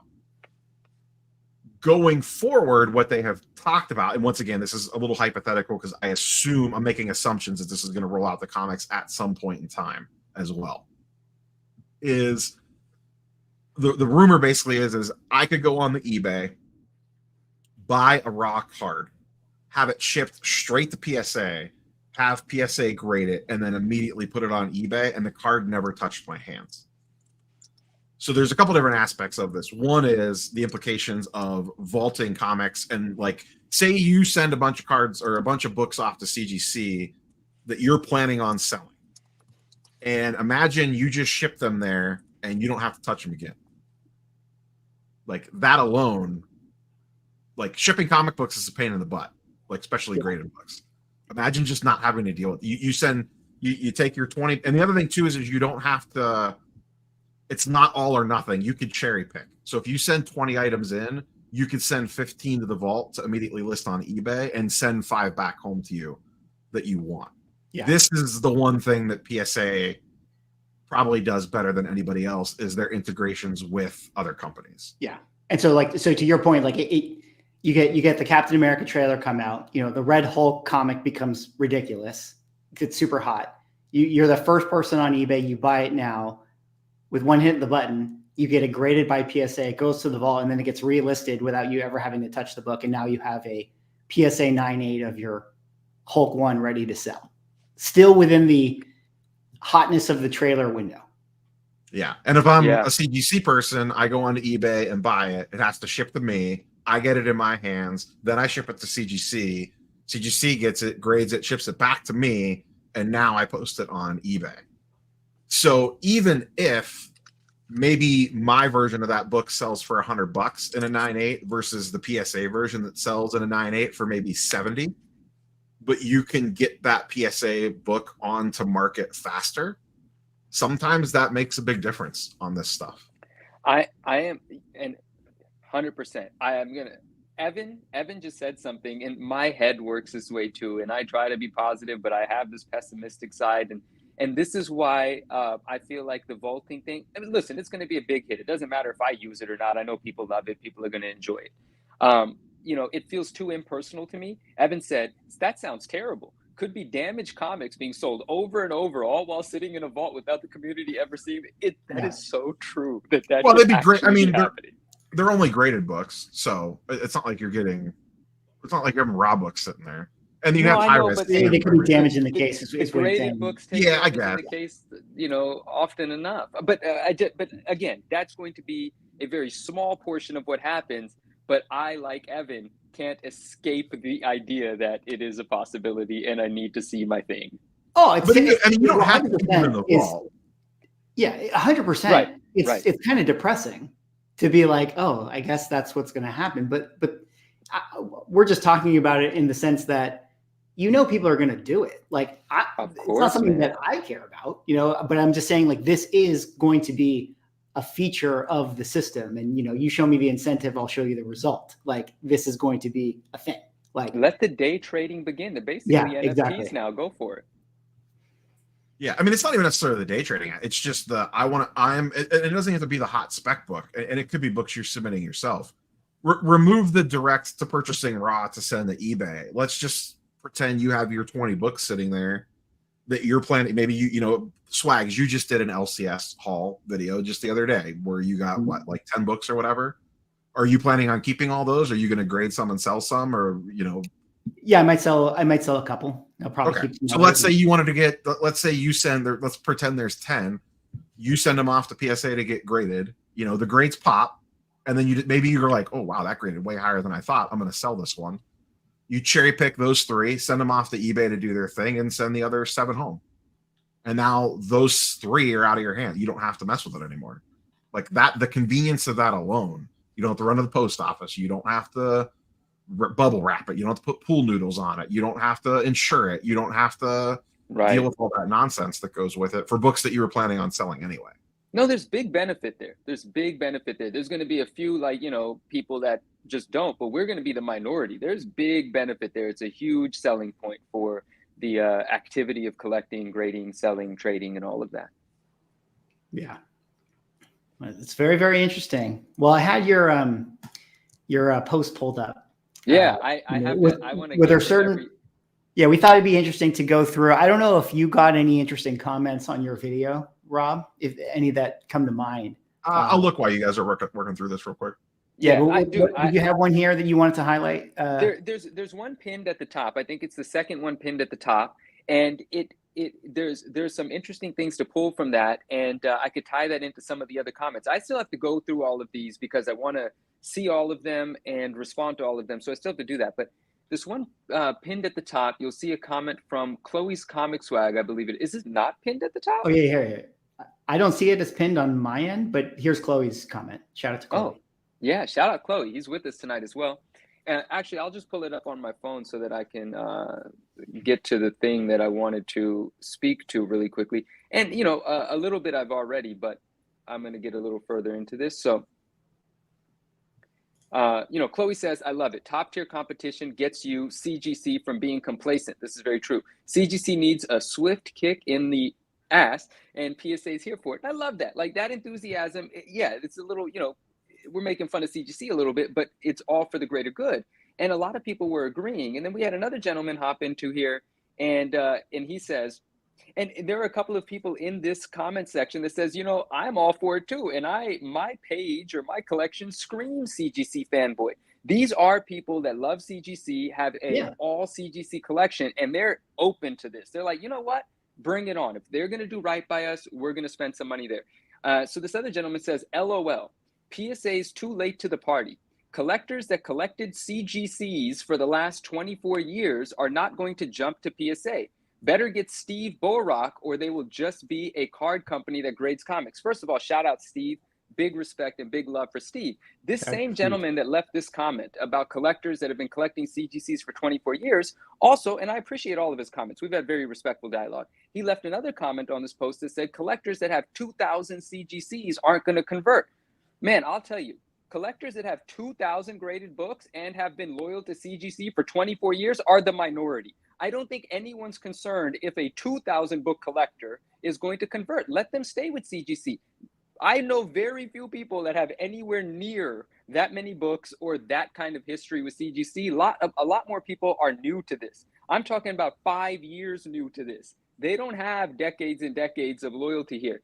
And so then I love how Chloe responded. He said, you're never too late to the party. Chloe's Comic Swag, he said, Harvey, he said, you're never too late to the party. It's how you show up to the party. The host of the party is looking tired, making mistakes, and the new girl just walked in. Just sit back and let it unfold, because that's where we'll get the real answer. She's saying, man, just wait. And so the other gentleman comes back in and he says, not PSA. all the card guys will use them and their PSA account with their PSA account when they get comics, nobody else. I responded, same time next year, let's talk again. Like, if you think no one's going to use them, you might be right, but let's give this a year. Let's talk again. And I said, in the meantime, let's encourage competition. It's good for everyone. And I know you know that. I thought this exchange, which there's several like this on this post, sums up a lot of the sentiment here. You know, there are people that are saying, no, this is never going to work. But most people are willing to give it a shot. And then there are hundreds of comments about the label, of course. And I don't know how to satisfy everybody about that. Yeah. I want to weigh in on that as far as like the ingrained audience to CGC. Yeah. I think we're all in agreement that this overnight, like, it's not like everyone is going to immediately switch over to PSA.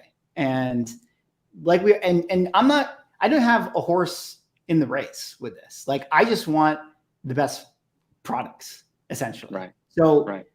However the chips fall is fine with me either way. You know, I want CGC to get better. I want PSA to do well. But I definitely think that the only thing that really matters at the end of the day, in terms of who is going to be number one, is, and some people have already said this in the chat, is what the books sell for on the secondary market. Yeah. Because at the end of the day, people are going to submit to the company that yields them the most value.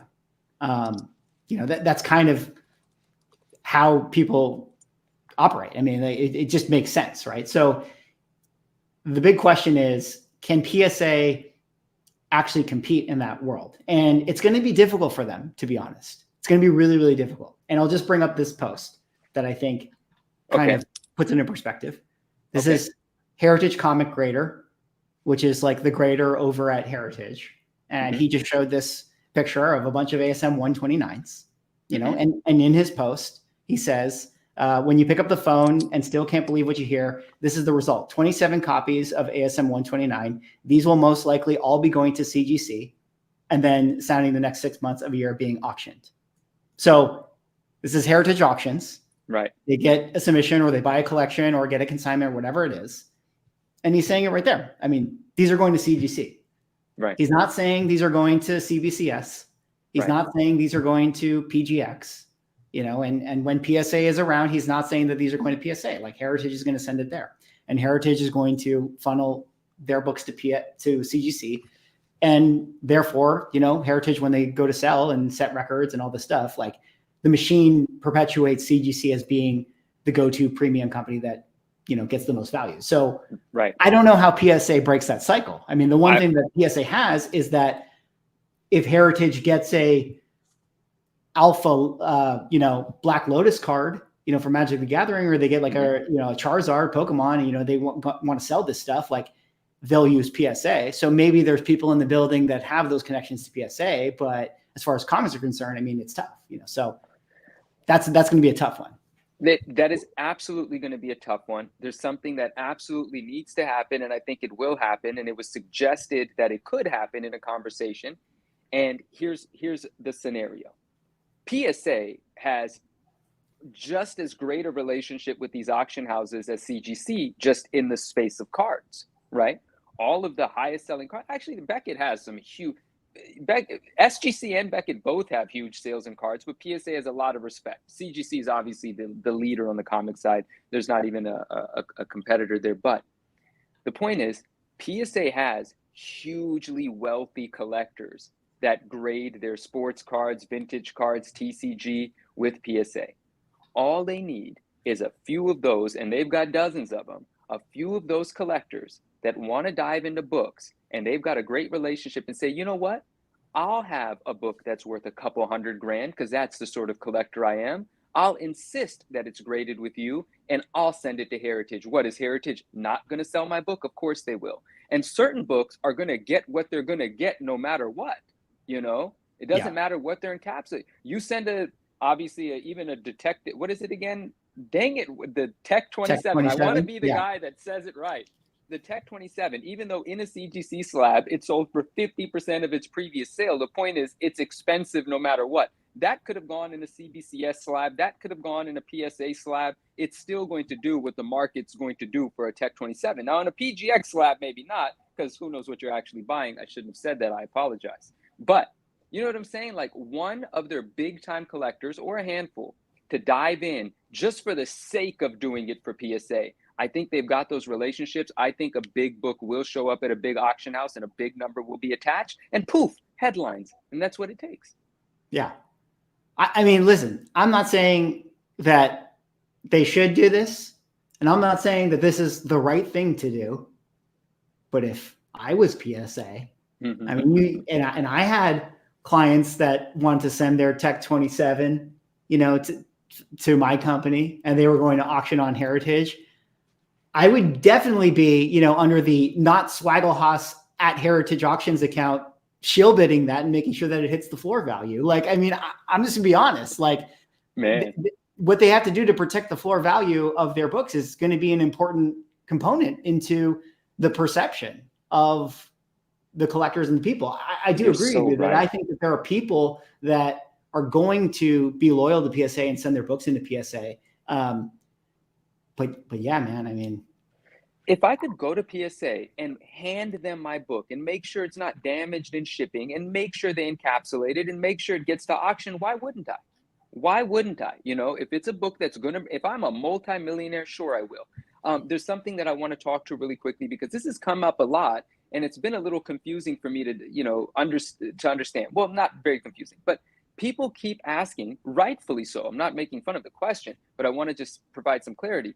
They keep saying, is PSA going to upcharge for high value books the way they do for cards? And the way the question is posed is as if CGC doesn't already upcharge. And my response multiple times in the past 2 days has been, CGC upcharges as well. I get the upcharges all the time, right? At a certain price point, CGC charges 4% of the value of the book. And now they've lifted the cap. It used to be capped at a certain number of dollars, and now it's not. You are getting charged 4% of what they value the book graded to be. And that's the way, from my understanding, PSA works with sports cards. But then somebody says PSA just arbitrarily puts values on cards. And I don't know. Is that, Rob, can you speak to that? Isn't the upcharge system the same at both of these grading companies? The specifics are a little bit different, but generally speaking, yes. The price of what it costs to grade varies depending on the value of the book. Right. Or that's the value of nothing the new. item, I guess I'll say in this case. So right. Just real quick. Yeah. Down at the bottom there, Nintendo77 says PSA owns the eBay vault. eBay still has the most eyes in the world. And I think that is one aspect of this. Like, you guys were talking about the high end. I think the opposite side is what's more important, to set the records, or would they be better off to try to own the, I don't want to say the low end, but like attack that modern to ultra modern market with, hey, it's going to be, and I don't remember my CGC pricing off the top of my head, but let's say it's 30% less to grade a book, a brand new pick your variant cover of Spider-Gwen or whatever. It's going to be 30% cheaper to grade that at PSA. Are they better off to go after that market and get that stuff out there circulating, and people, the common folk, seeing, this new Spider-Man whatever variant version sells for $200 in a PSA 9.8, and it goes for $250 in a CGC 9.8, but it's a little bit cheaper to grade with PSA, and maybe I get my books back faster, or maybe I do the eBay vault thing or something like that. I think that's more realistic than, two AF-15 selling for the same, at least out of the gate. Yeah. Sure. Who knows what the right strategy would be? I would say that it's probably more realistic for them to capture a modern market out of the gate. It's going to be difficult to convert, that dealer who's been dealing for 20, 30 years and is used to sending to CGC and has the relationships over there. Like, it's going to be tough for them to all of a sudden start sending their, Action Comics 1 to PSA. But who knows? I mean, what do you think, Manu? I want them to do both. I want them to go after the big clients and encourage them to slab $1 million book and get some headlines with it. That's certainly what I would be doing if I was actually, not, I mean, you know, employed by PSA or something, poor choice of words, but you know what I mean? Like if I actually had like a financial interest in the situation, I would be pursuing that, and I would be pursuing the other market as well. I don't necessarily look at it as one or the other. I would be aggressively attempting to do both, because I think they have the manpower and the resources to do both. I mean, getting the high end and getting headlines is just a matter of hitting the phones, you know, and then getting everything else is kind of a matter of like, I don't know, I haven't thought this through, but maybe, you know, submission incentives, so on and so forth. The price is going to be obviously very important. Like if you're slabbing a book worth $100, well, the difference between $60 to slab it and $30 to slab it is your profit margin, right? So those things will make the difference in regards to that. But the high end market is just relationships. That's all that is. So do both is what I would try. Yeah. Chat's asking this, and I think I know the answer to this. Maybe, I'm sure, Manu, this is a question that you asked. People are asking about census. I believe when I asked this, the vibe that I got is they are going to track newsstands from the get. They are going to track Mark Jewelers from the get. Like, they're basically starting at scratch, so you could kind of have the census that you would probably wish CGC would have with, you know, my criticism of newsstands has always been, if it's that big of a deal, why doesn't CGC track it separately? You know, that horse is out of the barn. It's too far gone. But if you're starting from scratch, I believe, and like I said, correct me if I'm wrong, if anyone remembers this, that stuff is going to be tracked separately. Like you are going to know exactly how many newsstand books are on their census compared to non-newsstand books for like an ASM 300, for example. Yeah. That's something that, like, man, I hope they're very diligent about all this stuff. You know, we talk about like just from the get. I mean, they need to get someone in there who knows every single variant, every price variant, every, you know, error that there is, to make sure that they start breaking that out on their census. And it'll be interesting to see. I mean, you know, one of the things when I had Matt Nelson on my channel that he actually talked about, where I was asking him questions about the census, is he actually brought up, without actually naming CBCS, is that he actually felt that one of his issues with the census was that it just wasn't all under CGC's wing. And extending an olive branch to what he meant by that, I think, like, he's basically saying, like, it's too bad that the census isn't in one place that has every book, so that you can have the full scale of what, you know, how many are actually out there. And as PSA starts to grade, you know, other books, and if people do in fact send vintage books to them, and then they start to build out their pop counts, and then you have like I don't know, you know, your Malibu Spawn variants, you know, Manu, like if all of a sudden, you know, you get a couple over there being sent, you know, error variants being sent into PSA, and then it's like, how many are actually out there? And, you know, it's like that's, I hope that they can be very diligent at the beginning and really start to break this stuff out. And hopefully, you know, we can figure out a way where we combine these senses if they really do start to explode. The combined senses, I've seen that come up. I never even thought about that. That's very interesting. I do see that Dennis is with us, because you put his chats up a few times, but I don't see him. So I'm sorry, because, you know, I would love to engage with him. Yeah, shout out to Dennis. He says that we don't know anything, but I don't know. No, Dennis, come on, man. Come on, Dennis, man. So, what I want, we've got our dynamics sorted out by now. We are good friends, and Dennis is a good dude. Now. Shout out to Dennis. So what I want to say about the census is, obviously it's up to them to do the things that, you know, we really, really hope and insist that they do. But it was definitely told to us that they are, from the very beginning, going to separate newsstand, which is the right thing to do. It's a frustration we have with the current system. Newsstands matter to a lot of us. We would love to know historically, not just going from this point forward, because some books they have broken out, some books they don't break out, and starting to break them out now is really just nonsense, because we don't know how many, you know, ASM 300s have been graded as newsstands previously. But PSA has the opportunity to do that from the beginning. And I did, and I'm not the only person, but in my personal communications, I suggested how important it is that the niche items be separated. It's no different to do so. It doesn't take up any more bandwidth in your system. Separate the niche items, Mark Jewelers, double covers, all of these things that we sort of have to, like, you know, kind of make up how many might there be, and hope we're not lying to people, you know, because we don't actually know.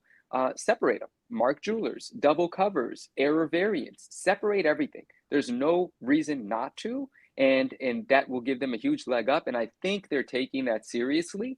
And so I look forward to that. And the combined census thing, I had actually never thought about that. Like, what does that actually mean? Like, how does that, like, you would go to one company's census or population and they would aggregate the other companies as well for a matter of comparison? Like, as a business, I would feel like I'm promoting another brand. I wouldn't want to shout out to Brian McClay Beyond Wednesday. Brian, like, you know, he talked about this a little bit, where it's like, maybe you need another party to be sort of the go-to. Imagine if Cover Price or Go Collect were the ones that were like, well, here's the census, because we pull from everything.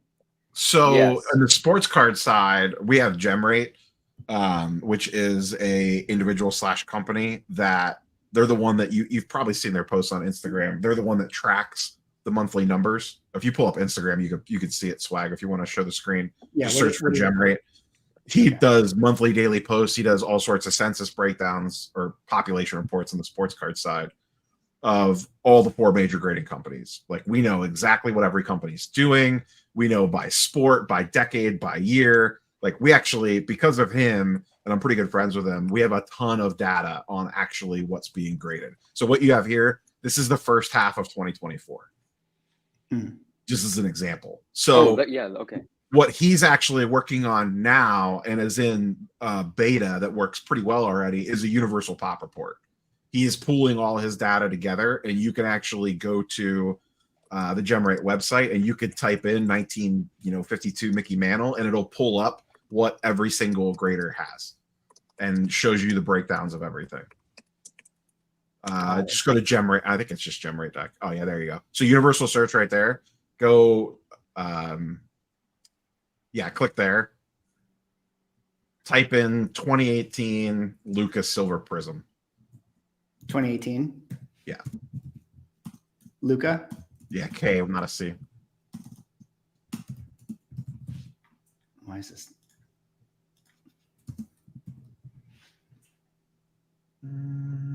Any of these? It's that one right there. So that's what the universal pop report looks like for sports cards. Gotcha. So yeah, this is super helpful, right? So like, there you go. Okay. We need someone like a GemRate who can be the person. I've been in his ear that the comic book industry desperately needs his services. Yeah.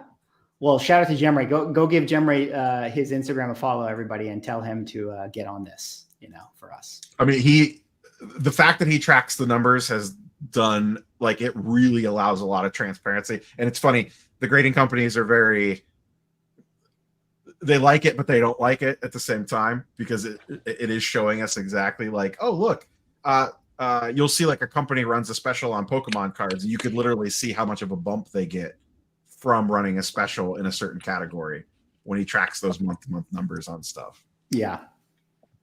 So nice. Somebody asked, how many other people has PSA reached out to? And I mean, I just know that they have, but I don't know who. And I never, I have no idea. Yeah, I never felt compelled to be like, who else are you talking to? I was just really happy that I was in the conversation, to be honest. And I'm happy. Hypothetically, I was also in the conversation. Hypothetically, of course, right? And so, but there are absolutely other individuals that they've been speaking to. Other people have whispered and so on and so forth. And they'll probably be telling their stories and their level of involvement. And I hope that I maintain some involvement. I think this is amazing. And anyway, just wanted to address that really quickly. Just for Dennis, this pod is like caramel peanut butter cup, and that's a good thing, but you lack humility of your love of PSA cards and CGC comic grading to see the bigger picture.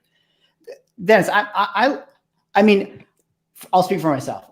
I talk about it based on what I believe the majority of the community feels. I don't have a horse in this race. I don't have anything against CBCS, or I'm not like, like just totally blindly in love with CGC. I mean, I just am speaking about it as more matter of fact. I don't even understand what he's saying. I lost me. It's so poetic. I think he's implying that we're too biased towards PSA CGC. Maybe that's what towards graded stuff. Towards them as being the go-to premier companies. Is that right, Dennis? Did I mischaracterize you? But they are the go-to. I mean, they are. I mean, they are. And so, I don't mean it as like they are the best, therefore we should not entertain the other companies. I'm just kind of saying it matter of fact. Yeah. So that's what. Yeah, Dennis, listen, I want to hear whatever you got to throw at me. I just got to understand it. I didn't. Yeah, it was beautifully put, and I got just lost in it. So hit me with it again, and I'll let you know if I feel offended or not. I'm looking forward to it. Yeah. No, I think we understood. Yeah. Okay. And it's nice to be invited in. Did they pay you for your time? No. This is something that I am personally interested in this. Like, this is what I do with my time. These are choices that I've made. I am going to make. Well, I can't speak to what happens in the future, but I love the fact that I can remain independently critical, excited because I'm excited, optimistic because I'm optimistic, disappointed if I'm disappointed, and tell the truth about how I feel. And I like to move completely independently. And so it's a choice that I've made to be involved, but definitely a cool question. Yeah. Does PSA offer pre-screening for $9.98? Are they going to do pre-screening? We don't really know that yet.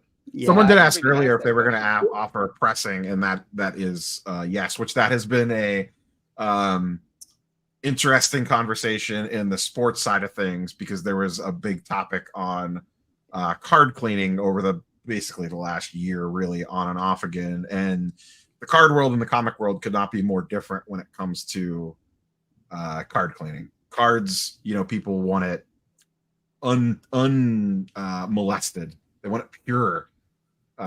Whereas comic books allow a lot more when it comes to that. So the PSA recently took a very hardline stance of anti-card cleaning, and some people that are very pro-card cleaning have found some humor this week in the fact that they're like, well, yeah, you can clean and press your comic books. Right. Yeah. Well, they just CGC just accepts everything, or like has over time just accept everything that they couldn't essentially catch.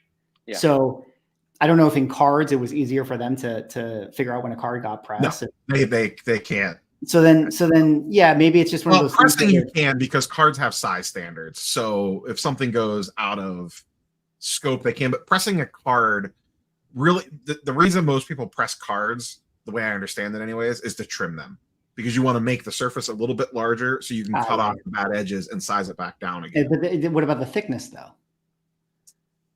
I mean, most cards are pretty. Especially there's especially the older stuff. It was just way too fast and loose backs. There wasn't standards. Got it. For older vintage stuff to the same degree. Like, modern cards have varying thicknesses depending on the card that it is. But Dan the Card Man did a video about this very thing, and shout out to Dan. And I responded to it, and I'm curious to see. I left a comment there, and I'm very curious to see how this plays out. Like, obviously in the comic book world, and sorry, I was reading comments while you're talking, so I apologize if I'm being redundant. But in the comic book world, there was a point in time where pressing and cleaning was like looked down upon, and it was kind of secretive, and it was some form of mild restoration.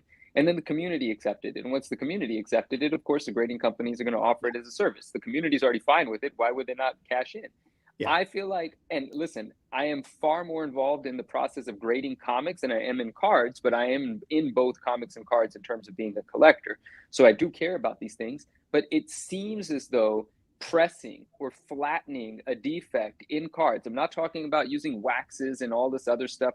I'm not talking about none of that craziness. I'm talking about just flattening out imperfections. It seems like it's going to just become less taboo and accepted on the card side too. Or am I just off base? Like, am I wrong? No. Card. The way that I joked about this the other day is that the hardcore old school card people, they want virgin cards. They want cards that they could put on the altar and sacrifice to King Kong. That's a best. But what about as things change with new generations? How do those young go hard kids that are ripping boxes and breaking? There has definitely been there is a segment of people that are more like want to lean in towards like, well, wait, how come you can clean and press a comic book and nobody cares about that, but you can't do it to it? There's definitely some push pull going on there, but as of right now, it's like politics. It's a major red button. It's a hot button issue, and none of the grading companies want to come out and say like, yeah, we're going to let this stuff fly. I think a lot of it, to be fair to the grading companies, also is this has been going on in comics a lot longer. So I don't know that they know, like, if you spray a card with spray, what happens in 5 years, 10 years, 15 years to that item? Does it still actually look like it's never been sprayed with anything, or do issues pop up later on in life? And I think that's where the card grading companies are at with it. But to Chat's point and to your point, Manu, they still really can't catch a lot of this stuff. Now, a lot of the grading companies say they're actively working on ways to catch some of this stuff, but it's basically a game of cat and mouse. Yeah. So, but as of right now, all the major grading companies for cards specifically do not allow. Basically, what you could do: take a card, take a microfiber cloth, wipe fingerprints off of it like a dry microfiber, and that's really about it. Yeah. Like, that's essentially the extent of it. So a couple people in the chat were asking the question about pricing and stuff, which I don't think that they haven't said anything about pricing. No. But I will say, I do think it's interesting that CGC had a sale this month. I don't know if you guys caught that. Yeah, I do think that's interesting, and I don't think that's for no reason. That's they had a July summer sale, and in my recollection, this was the first time they've ever really done that. Like, just hey, we're having this much off this month, and it could be that just that's the state of the secondary market, and maybe they're not getting submissions and stuff. But you do have to wonder if there is a little bit of pressure, or that they're feeling, based on maybe what PSA, if they knew about PSA announcing this, right? Is PSA going to be able to beat their prices? Would PSA do you think they would come out of the gate just and undercut, the prices? PSA tends to price fairly aggressively. And they run specials they have a new special that literally comes out every month. Yeah. The first of every month, they have a different special that comes out. And they're very smart. Like, they'll target it. It'll be like, we're doing basketball this month. We're doing football. We're doing any card graded at or printed after the year 2000. Like, there's a lot of different, it's not just super broad based. It'll be very targeted. So if there's a certain angle that they want to attack, like, hey, we want to be really big in Golden Age, so we're going to run a massive Golden Age sale. Not saying that that's what they would go after, but any book printed between these dates is going to be 50% off or whatever they end up doing. They're going to play games like that for sure. It's interesting because it's like, again, I don't think they've said their prices and stuff, and again, I'm always being coy, and I always feign a little bit of ignorance when I ask questions, to spark conversation and stuff. But like, I do think that hypothetically, if I was in their building and I saw their operation, and hypothetically, if I knew what they're capable of doing, then I would hypothetically guess that, they'll be able to beat the other grading companies' pricing. That would be my guess, hypothetically. Man, they are so impressive over there. I'm sorry, I'm a fanboy. I'm not a fanboy. I'm not a fanboy. I shouldn't have said that, but dang it was fun being there. That's all I got to say. One thing we haven't talked about, and I want to preface this by, I am not 100% sure that this is going to be a thing. I've asked and I haven't gotten an answer back on it yet, just mostly because it's the weekend. PSA on the card side has a buyback guarantee. And this was obviously a big topic of discussion when all the CGC nonsense came out. So it's very specific in their grading terms that if there is an issue with a book an issue with a card after the fact, it was figured out that it was trimmed or that it wasn't authentic or whatever, they essentially have verbiage that says we will buy the book back or buy the card back off you at fair market value. Now, there's always some negotiation in that. It's not as clean cut and easy as it is, to say it. But I'm curious to see if they would roll that out also for comics as well, because that is a big deal on giving buyers confidence, especially on the higher end stuff. That PSA guarantee matters quite a bit for a lot of high end buyers, because they know if there's ever any issue with this, PSA is going to stand behind it and they're going to have my back to a degree. Like I said, you probably, just like an insurance claim, you're going to have to go to war a little bit for yourself, but as we all witnessed, I think all of us did a video, or I think actually Swags, I think we were on a live stream together when you actually pulled up the CGC website and read what the CGC guarantee is. Yeah. Which, to be fair, is not a whole lot. Which the funny part on that is CGC Cards has a buyback guarantee, but the comic division doesn't. Which is a little interesting. Well, it's interesting because they did this, and I think you covered this, right? There was an Otani card that was pressed, right? And that was like it was trimmed. It was trimmed. Trimmed, right? Okay, trimmed. Yeah, it was numeric. It was serial numbered so that everyone knew exactly what card. There was no question that it wasn't the same card. You could clearly see someone trimmed it and regraded it. Yeah, and they did the buyback thing in that. Correct. I don't know what the details of that are because they usually make you sign an NDA, especially for high-end stuff. Yeah. I just know that the owner of that card was satisfied. Right. Because they reached out to me specifically. Yeah. It's interesting. It's like I feel like with CGC, like their language definitely, like shout out to Drew. It's non-existent. We guarantee it the real book, But like what the two people looked at it. Yeah, wasn't that the guarantee? We guarantee it's a comic book and at least two people looked at it. Yeah. We can't guarantee no one stole it or no one swapped it, but two people looked at it. And we didn't say that they were graders. We said two people looked at it, meaning the person who had to put it in the case also looked at it. And the person that packaged it up for shipping. Yeah. So they don't have that in their language. Obviously there's been certain situations where they've taken care of their customers and stuff like that, but they definitely leave it intentionally vague so that they don't put themselves in liable positions if they don't have to be. But yeah, it's cool to hear that with PSA that they kind of have a we'll take care of you first policy. But like you said, nothing is perfect, but it's nice to know that exists for sure.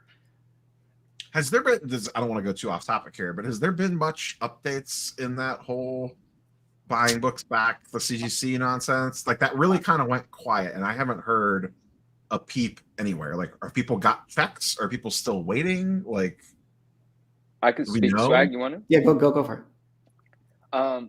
I've stayed in touch with a few people, and there were great delays in sending out the checks. They had established with certain people the values and gotten agreements. I am privy to negotiations. I'm privy to a negotiation starting at 7,500 and ending at 15,000. Like those sorts of variances in what people were getting paid back. I know of people that both had the same books. Both people received something different based on how much they were willing to fight, like you said, the insurance company example. At the moment, and they do, ask to sign an agreement that says, you're not going to say squat about this anymore, and we're going to send you a check. They only send you the check once you sign the agreement. But there were a lot of delays, and I spoke to a friend the other day that asked me if he should take this one additional step. I can't say the additional step because it's not my place to give that sort of advice, and it might backfire.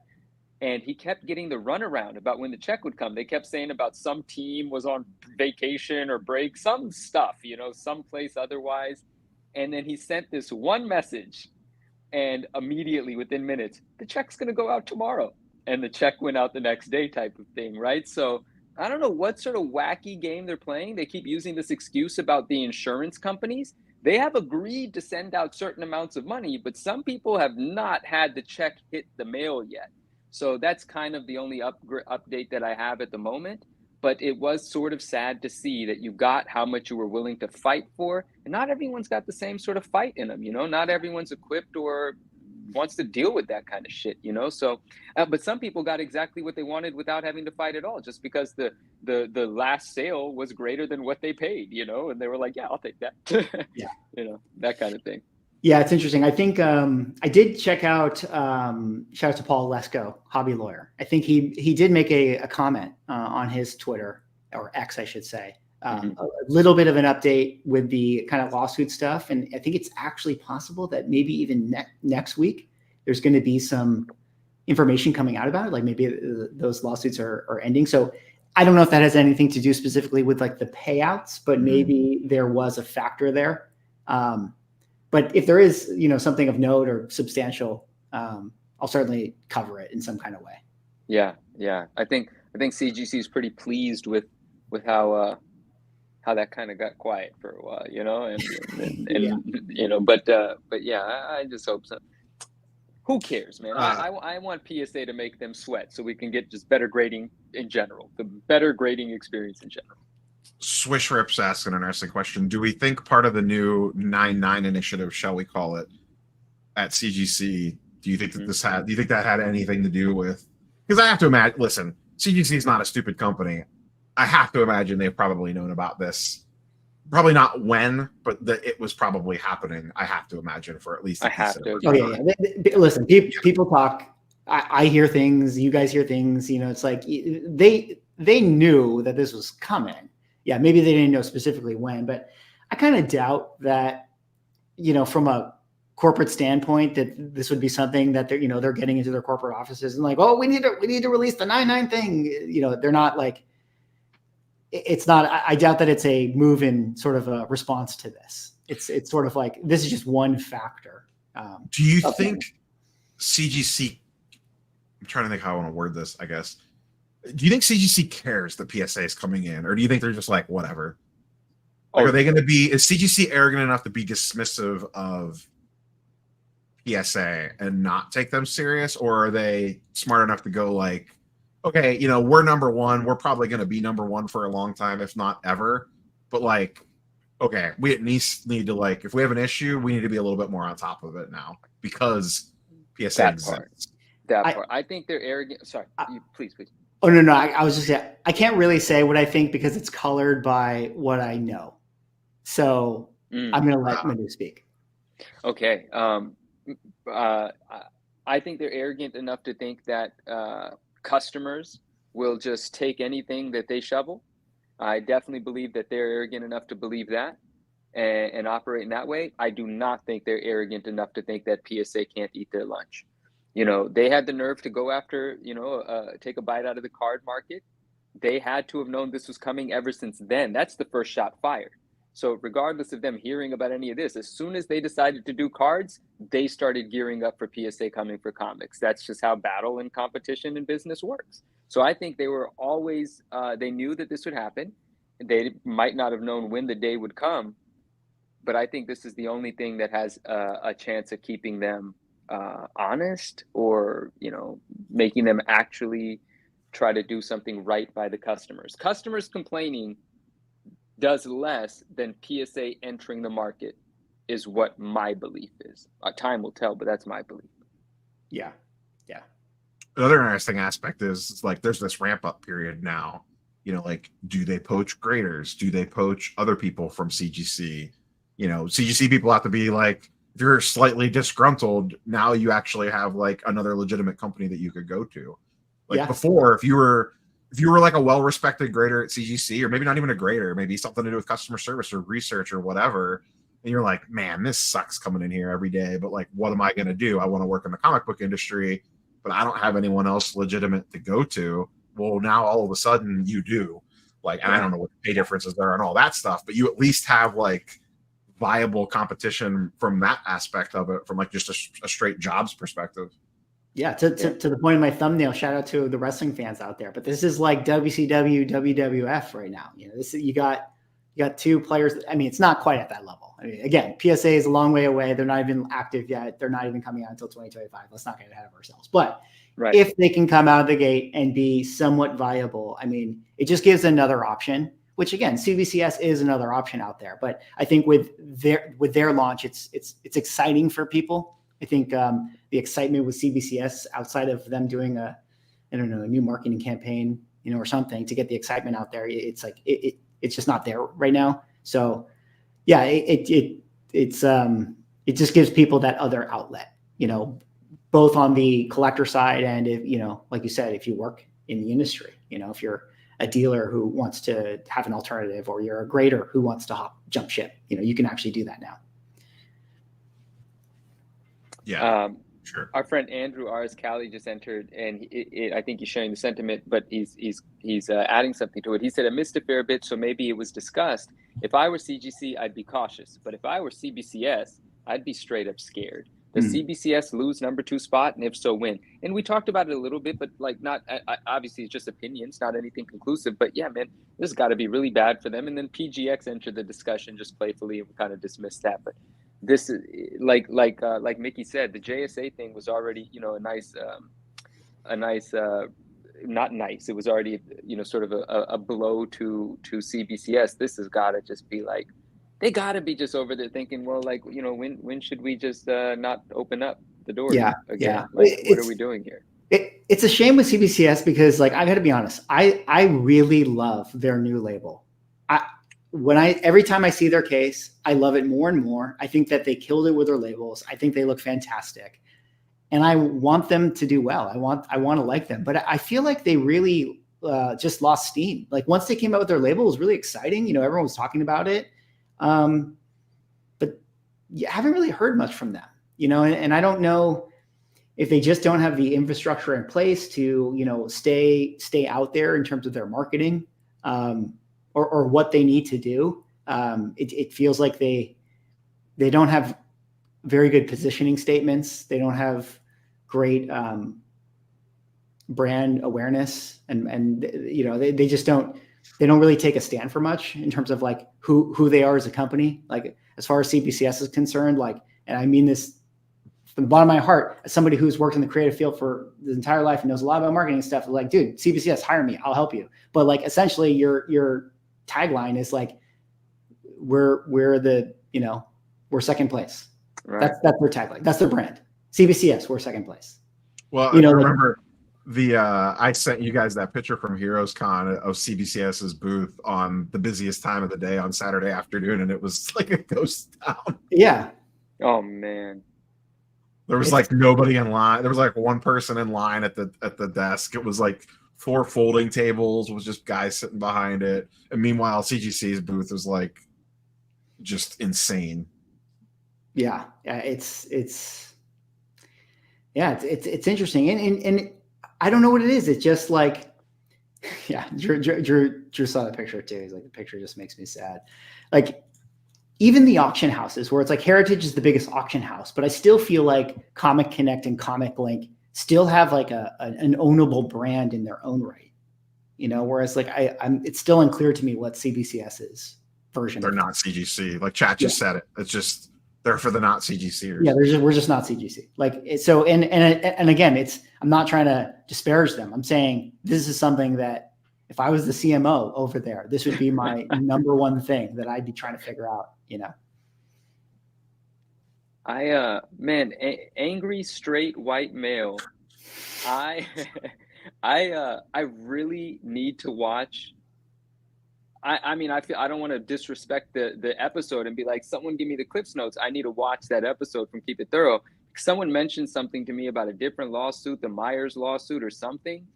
And I am so unaware of what that situation is, but people seem to be passionate about it. I like to keep my finger on the pulse, so I got to catch up to what's going on there. But yeah, there's been some crooked activities, no question. For sure. This is this question here where Armando Dio6 said it. Now RS Cali is bringing it up. He said, not in the know of cards as much, but could there be a Beckett PSA merger, or is each entity too large as mentioned? And I've heard Neo speak about this. I don't think it's so much that they're too large. What are the complications in ownership? Beckett owns CBCS, but what's Beckett's ownership? Why do people say it would be a hard company to buy? There's some complications there that you referenced before. The owner's tied up in a lot of legal drama. I think the owner's actually in jail and has been for a while. Okay, that stuff, yeah. Yeah, I didn't know that. For basically skimming, I think, money off the top. I forget the specifics of it. But there's a lot of... So people basically, on the sports card side, people want Beckett to be sold and want them brought back to like what they once were because of the name recognition of it. The problem is that anyone coming in just wants to buy Beckett. And Beckett has all these other little ancillary add-ons underneath it. Like they have, like a lot of people would want Beckett, the sports card grading company, but probably wouldn't want CBCS. So if you're looking to buy the Beckett brand, you don't give a crap about CBCS. But if you're selling Beckett, you have all these boat anchors that go onto it. Like Beckett has a VHS grading division. They have a Beckett Collect, which is like a collection management tool software that they paid millions for. They have the Beckett Vault, which they've put a ton of money in that nobody uses. So like there's all these other things that if you're the owner of that company and you're selling it, that's like your opportunity to kind of tack that. It's like a bad sports trade. Like you got to tack the bad contracts on to get them off your books. by trading away the one good asset that you have, and no one wants to take on all that extra junk. Is basically the way that I understand it. So the same would probably be maybe they could just spin off CBCS, but I've also heard the way that the companies are all intertwined with each other, it would be very hard to piece things out. So once again, if lawyers want to sit down and figure it out, they probably could. If anyone wants to write a check, they'll figure it out. But it just seems like there's extra layers of complexity. That was part of the reason why PSA grabbed SGC, or Collectors Universe grabbed SGC, was because they were a standalone company, family owned, with no ties to anything else. So it was a very clean transaction. Yeah. Yeah. Any more word on that? Is it going to be SGC going forward, or are they going to actually just? As of right now, it's just SGC going forward as its own independent company under the Collectors Universe wing. Cool. Okay. Yeah. Well. No, we can't go. There's more. No, Yeah, there could be more. I mean, we didn't really talk the last thing about case security, and it is kind of nice how much, that comes into play with PSA. Yeah, well, I mean, we kind of talked about it early on with like the medical grade plastic. That's true. Yeah, we did a little bit, but in case people, I mean, if you guys want to add anything in, feel free. Like fire away. What I'll say is, the prototype that we had an opportunity to handle and play with. The prototype, where there's going to be, as I'm informed, as we're told, a different version of it that actually becomes what we pay for to encapsulate our books in early 2025. So they're going to make improvements based on collected feedback. But I'm sure the mechanism of closing it is the same, and it seems to be more akin to CBCS's. Listen, I'm not technical. I don't know what I'm saying, but it seems to be more of a clamshell sort of situation rather than just like a flat edge meeting a flat edge where you can just stick something in and pry it. It looks like the card slab to a certain degree. It's one of those things that you have to mangle, bend, twist, and bend out of shape to get open. Yeah. It doesn't appear to be something that is that you can mess with and close it again. Like it just doesn't. But of course, that's off my first impressions.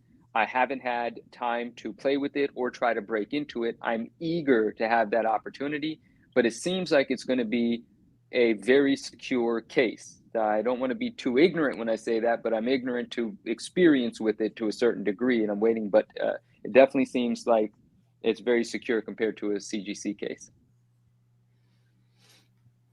Definitely. And also, people are asking about Newton rings. I don't know this answer for sure. I know on cards, part of the switch to this plastic was to help cut down on the cards sticking to.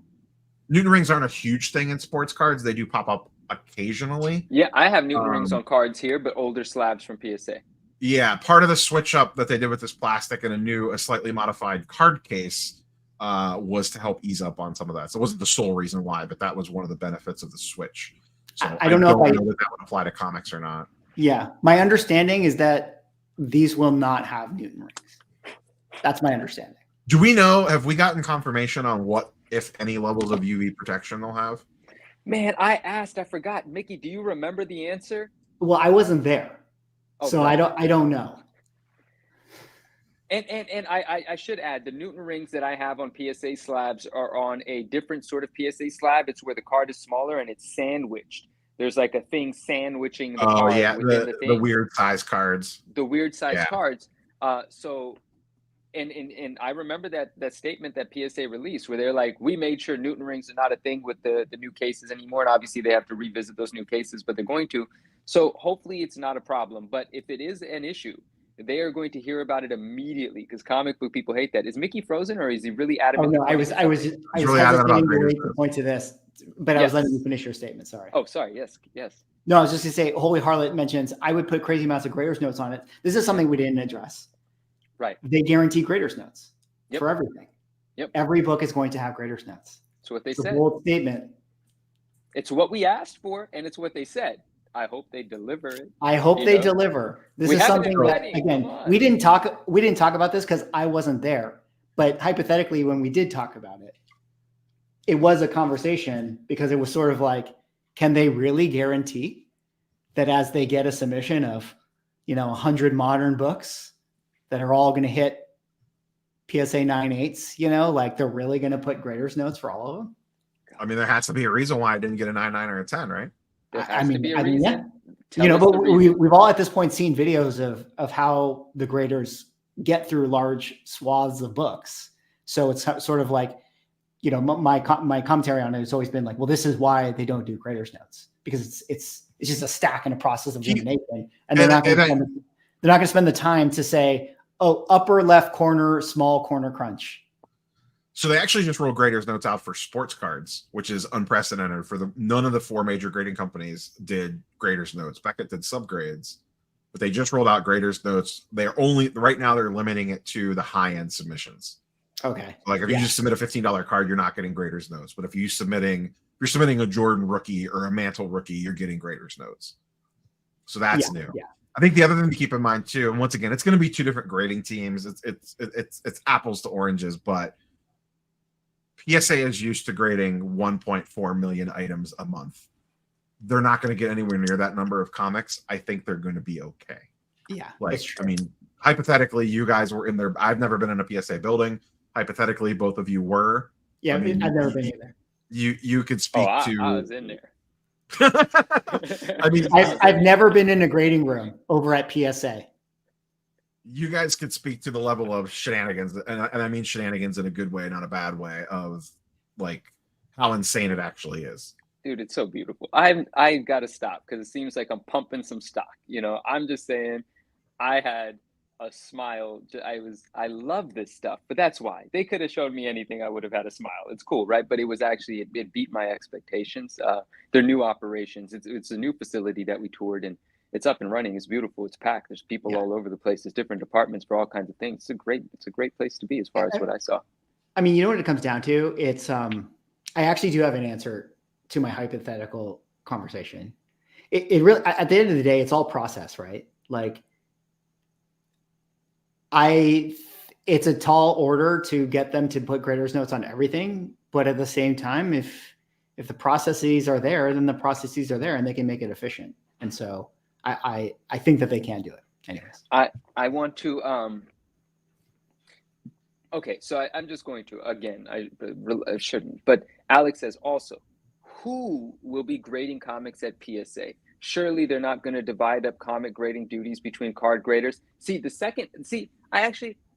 All I know is that to head up the grading, they are turning to decades and decades of experience, right? What happens, beneath that, who do they hire to do what the experienced people are training them to do? I don't know, but I'm with you. I'm going to look forward to finding out more. So I don't know, but I know that they're starting at a base of decades of experience, and we have yet to find out more about that. We know things, but we're going to let them say things. Swish says, yeah, the label sucks with PSA. He's responding to our friend Last Pack Magic that said the label needs to change. And then he goes on to say, Manu actually likes the label on a card level. He likes its library index card feel. I do. I'm curious, Manu, what about books for the PSA label? And I'm going to be really honest. After hearing, I knew that people are going to be like, what is that? I knew it. There's no chance, no version of it was going to get everyone to love it. There was always going to be a lot of people saying, what is that? And I was just like, you know what? Let's just go. Let's start accurately grading books and let's go. Like, that's where I was at. And now, after hearing so much, I was accepting of it. I'm just going to be honest. Would I have done it a little differently? Possibly. If I was the designer to do it, there'd probably 100 versions that I'd be toying with and still toying with them. But that's not what I'm doing. And so I was sort of just accepting of it. But now I really do want to see them make at least some changes, just so we, again, know that they're listening and they want to please us. So it's going to be some version of what we saw, and it's probably going to be very close to what we saw, but maybe there'll be some changes. I am admittedly accepting of it, but I cannot ignore the fact that most people want something different. Hopefully that's not a crazy, it's definitely, people make a really good point. They're like, comic books are a visual thing. We like the art. We like to display them. And I get it. And I don't display as many of my books as many other people do. People have walls of books. So the aesthetic appeal, it absolutely applies. I can't ignore that. I just don't know how they're going to satisfy everyone. There's going to be a compromise. There's going to be them trying to satisfy us and us accepting them, and then and hopefully getting used to them. I don't know. It's not a perfect process here. No, it's super interesting. And sorry, I was being, I can't help myself. I'm sorry, guys. I know What happened? But I was filling out a job application as a PSA grader. Yeah, they have. I was filling out my PSA grading application, which I thought of it because here it is on their collector's website, guys. I mean, anyone get in there, guys. Come on, go apply. Get in there. You can apply. We gotta change things we gotta move the needle from the inside. Yeah, but the interesting thing about it is it's like we still have yet to find out who's going to be the head grader. We don't know the grading system that they're going to use because even CGC in theory now has their own sort of grading guide that is specific to CGC. I mean, in a way, it's sort of like derivative of Overstreet. And you sort of have to wonder, like, even with CBCS, like it doesn't really feel like they have a Bible that is sort of like, this is our grading Bible. Like this is how we grade. Maybe they do. Forgive me if I don't actually know. But I'm curious if we're ever going to get that with PSA. Like, are they ever going to come out and say, like, here's our grading guide? Like, how are they going to grade? What do they view as flaws and stuff? So it's a lot of questions still, a lot of unknowns. Absolutely. There are. Yeah, man. Yeah. But right around the corner, there's going to be more information and more fun stuff to sort of participate with. But literally, there's 6 months. Rob brings up a great point. There's 6 months for them to hire, to bring the right people in. At least 6 months. We don't know. 2025 is a whole year. Yeah. It could be December 31st, 2025. Yeah. Right. Yeah. At least, yeah, exactly. And there's a lot of time for them to listen to us. I know that's just what I'm excited about. I love that. Like, they are listening. Man, dude, if somebody wants to design a label and like email it to us, and maybe we could pass it along just to see. I don't know. I don't want to encourage that. Just tag their Instagram. I'm sure that they watch all that. Yeah. Just keep a red border around it. The red border's here to stay. That's who they are. Yeah, that's their brand. They have to keep that, which is funny because it's like the red is sort of like this toxic scarlet letter within the labels of comic grading. That before used to have red. And people hated that, so it's kind of funny. Yeah, coming back. I think Fiddle Chips kind of nailed it, and that's kind of what we've been saying this whole time. Of PSA will never beat CGC, but they don't have to. Like that's really the nail on the head right there. We don't need PSA to beat CGC. We need PSA to keep CGC honest, and they're the only entity in existence that could really do it. Because anyone else would be a spin up from the ground up with no outside knowledge, whereas at least PSA has a name and a ton of backing and a ton of infrastructure. So that's legitimately all that we need. We don't need them to beat CGC. We need them to be a good number 2. Yeah. Yes. If they beat CGC in 5, maybe we're all sitting here in 10 years when we're, in our retirees, we could do this around McDonald's drinking coffee. It'll be an early morning stream instead of a late night stream with the old folks, and we're on here talking. And maybe in 10 or 15 years, we're talking about like, damn, yeah, look at PSA, man. Remember when CGC was number 1? That was cute. It could happen, man. It could happen. Mr. Morrison says, start your own company. 9.9 is the highest grade. This is an inside joke with Rob, even Mickey and myself. Is like, yeah, I actually do believe the 9.9 should be the top grade because I don't think 10s exist. Like, I think 10s are foolish. Rob wants to do away with 9.9s. I want to do away with 10s. But in the world of PSA, there's no way we do away with 10s. I mean, they're in the business of 10s, of course, right? So I guess I would have to start my own. I will exclusively grade 9.9s. Everything is a 9.9 pre-screen. And everything that doesn't qualify for my standards of a 9.9 gets rejected. Mickey, will you invest? Sure. Thank you. All right, done. Okay. Well, fellas, we've been going 2 hours. We talked PSA, slabs, coming soon. I have a sneaking suspicion that within 3 days, a week, 4 days, that we might find out more info. Yeah, it's San Diego Comic-Con this week. In an unrelated note, San Diego Comic-Con is right around the corner, and I got to do a little bit of a plug, guys. I'm going to be there. And our company, 24/7 Comics, is going to be there. We got a new title coming out. It's called Zero Ghost. It's by Justin Jordan, art by Brian Ching, Marvel and DC great writers and artists. We got the Kickstarter page. Go give it a follow. And I got a very special treat because I'm going to play the world premiere of the trailer here, right now. Special, exclusive drop of Zero Ghost. Check it out. Growing up in this city taught me one thing. Everyone makes a deal with the devil. I just never expected mine to be real. You see, this place is run by 5 families. And in order to get anywhere in this world, you need to work with them. Play by their rules.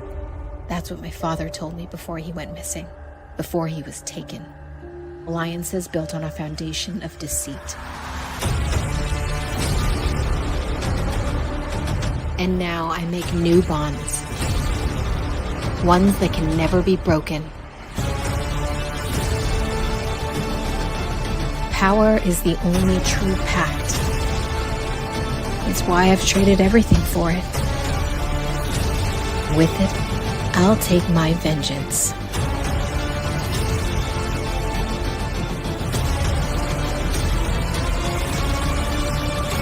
Everyone here makes a deal with the devil, including me.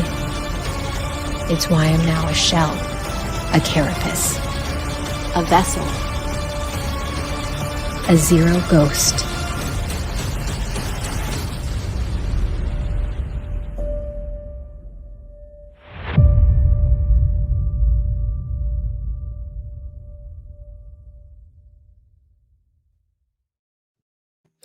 Shout out to Justin Jordan, Brian Ching, Zero Ghosts coming out next month. We got the exclusive premiere at San Diego Comic-Con. We got the book coming out. We're going to have a signing at booth 1630, July 27th, 1 p.m. to 2:30. So come on over, check it out.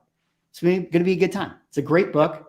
If you like your femme fatale, a little bit of Spawn, vengeance sort of thing, you're going to like it. You're going to like it. So go give the Kickstarter a follow, the pre-launch page over there. And yeah, if something you guys are interested in, check it out. So thank you for watching.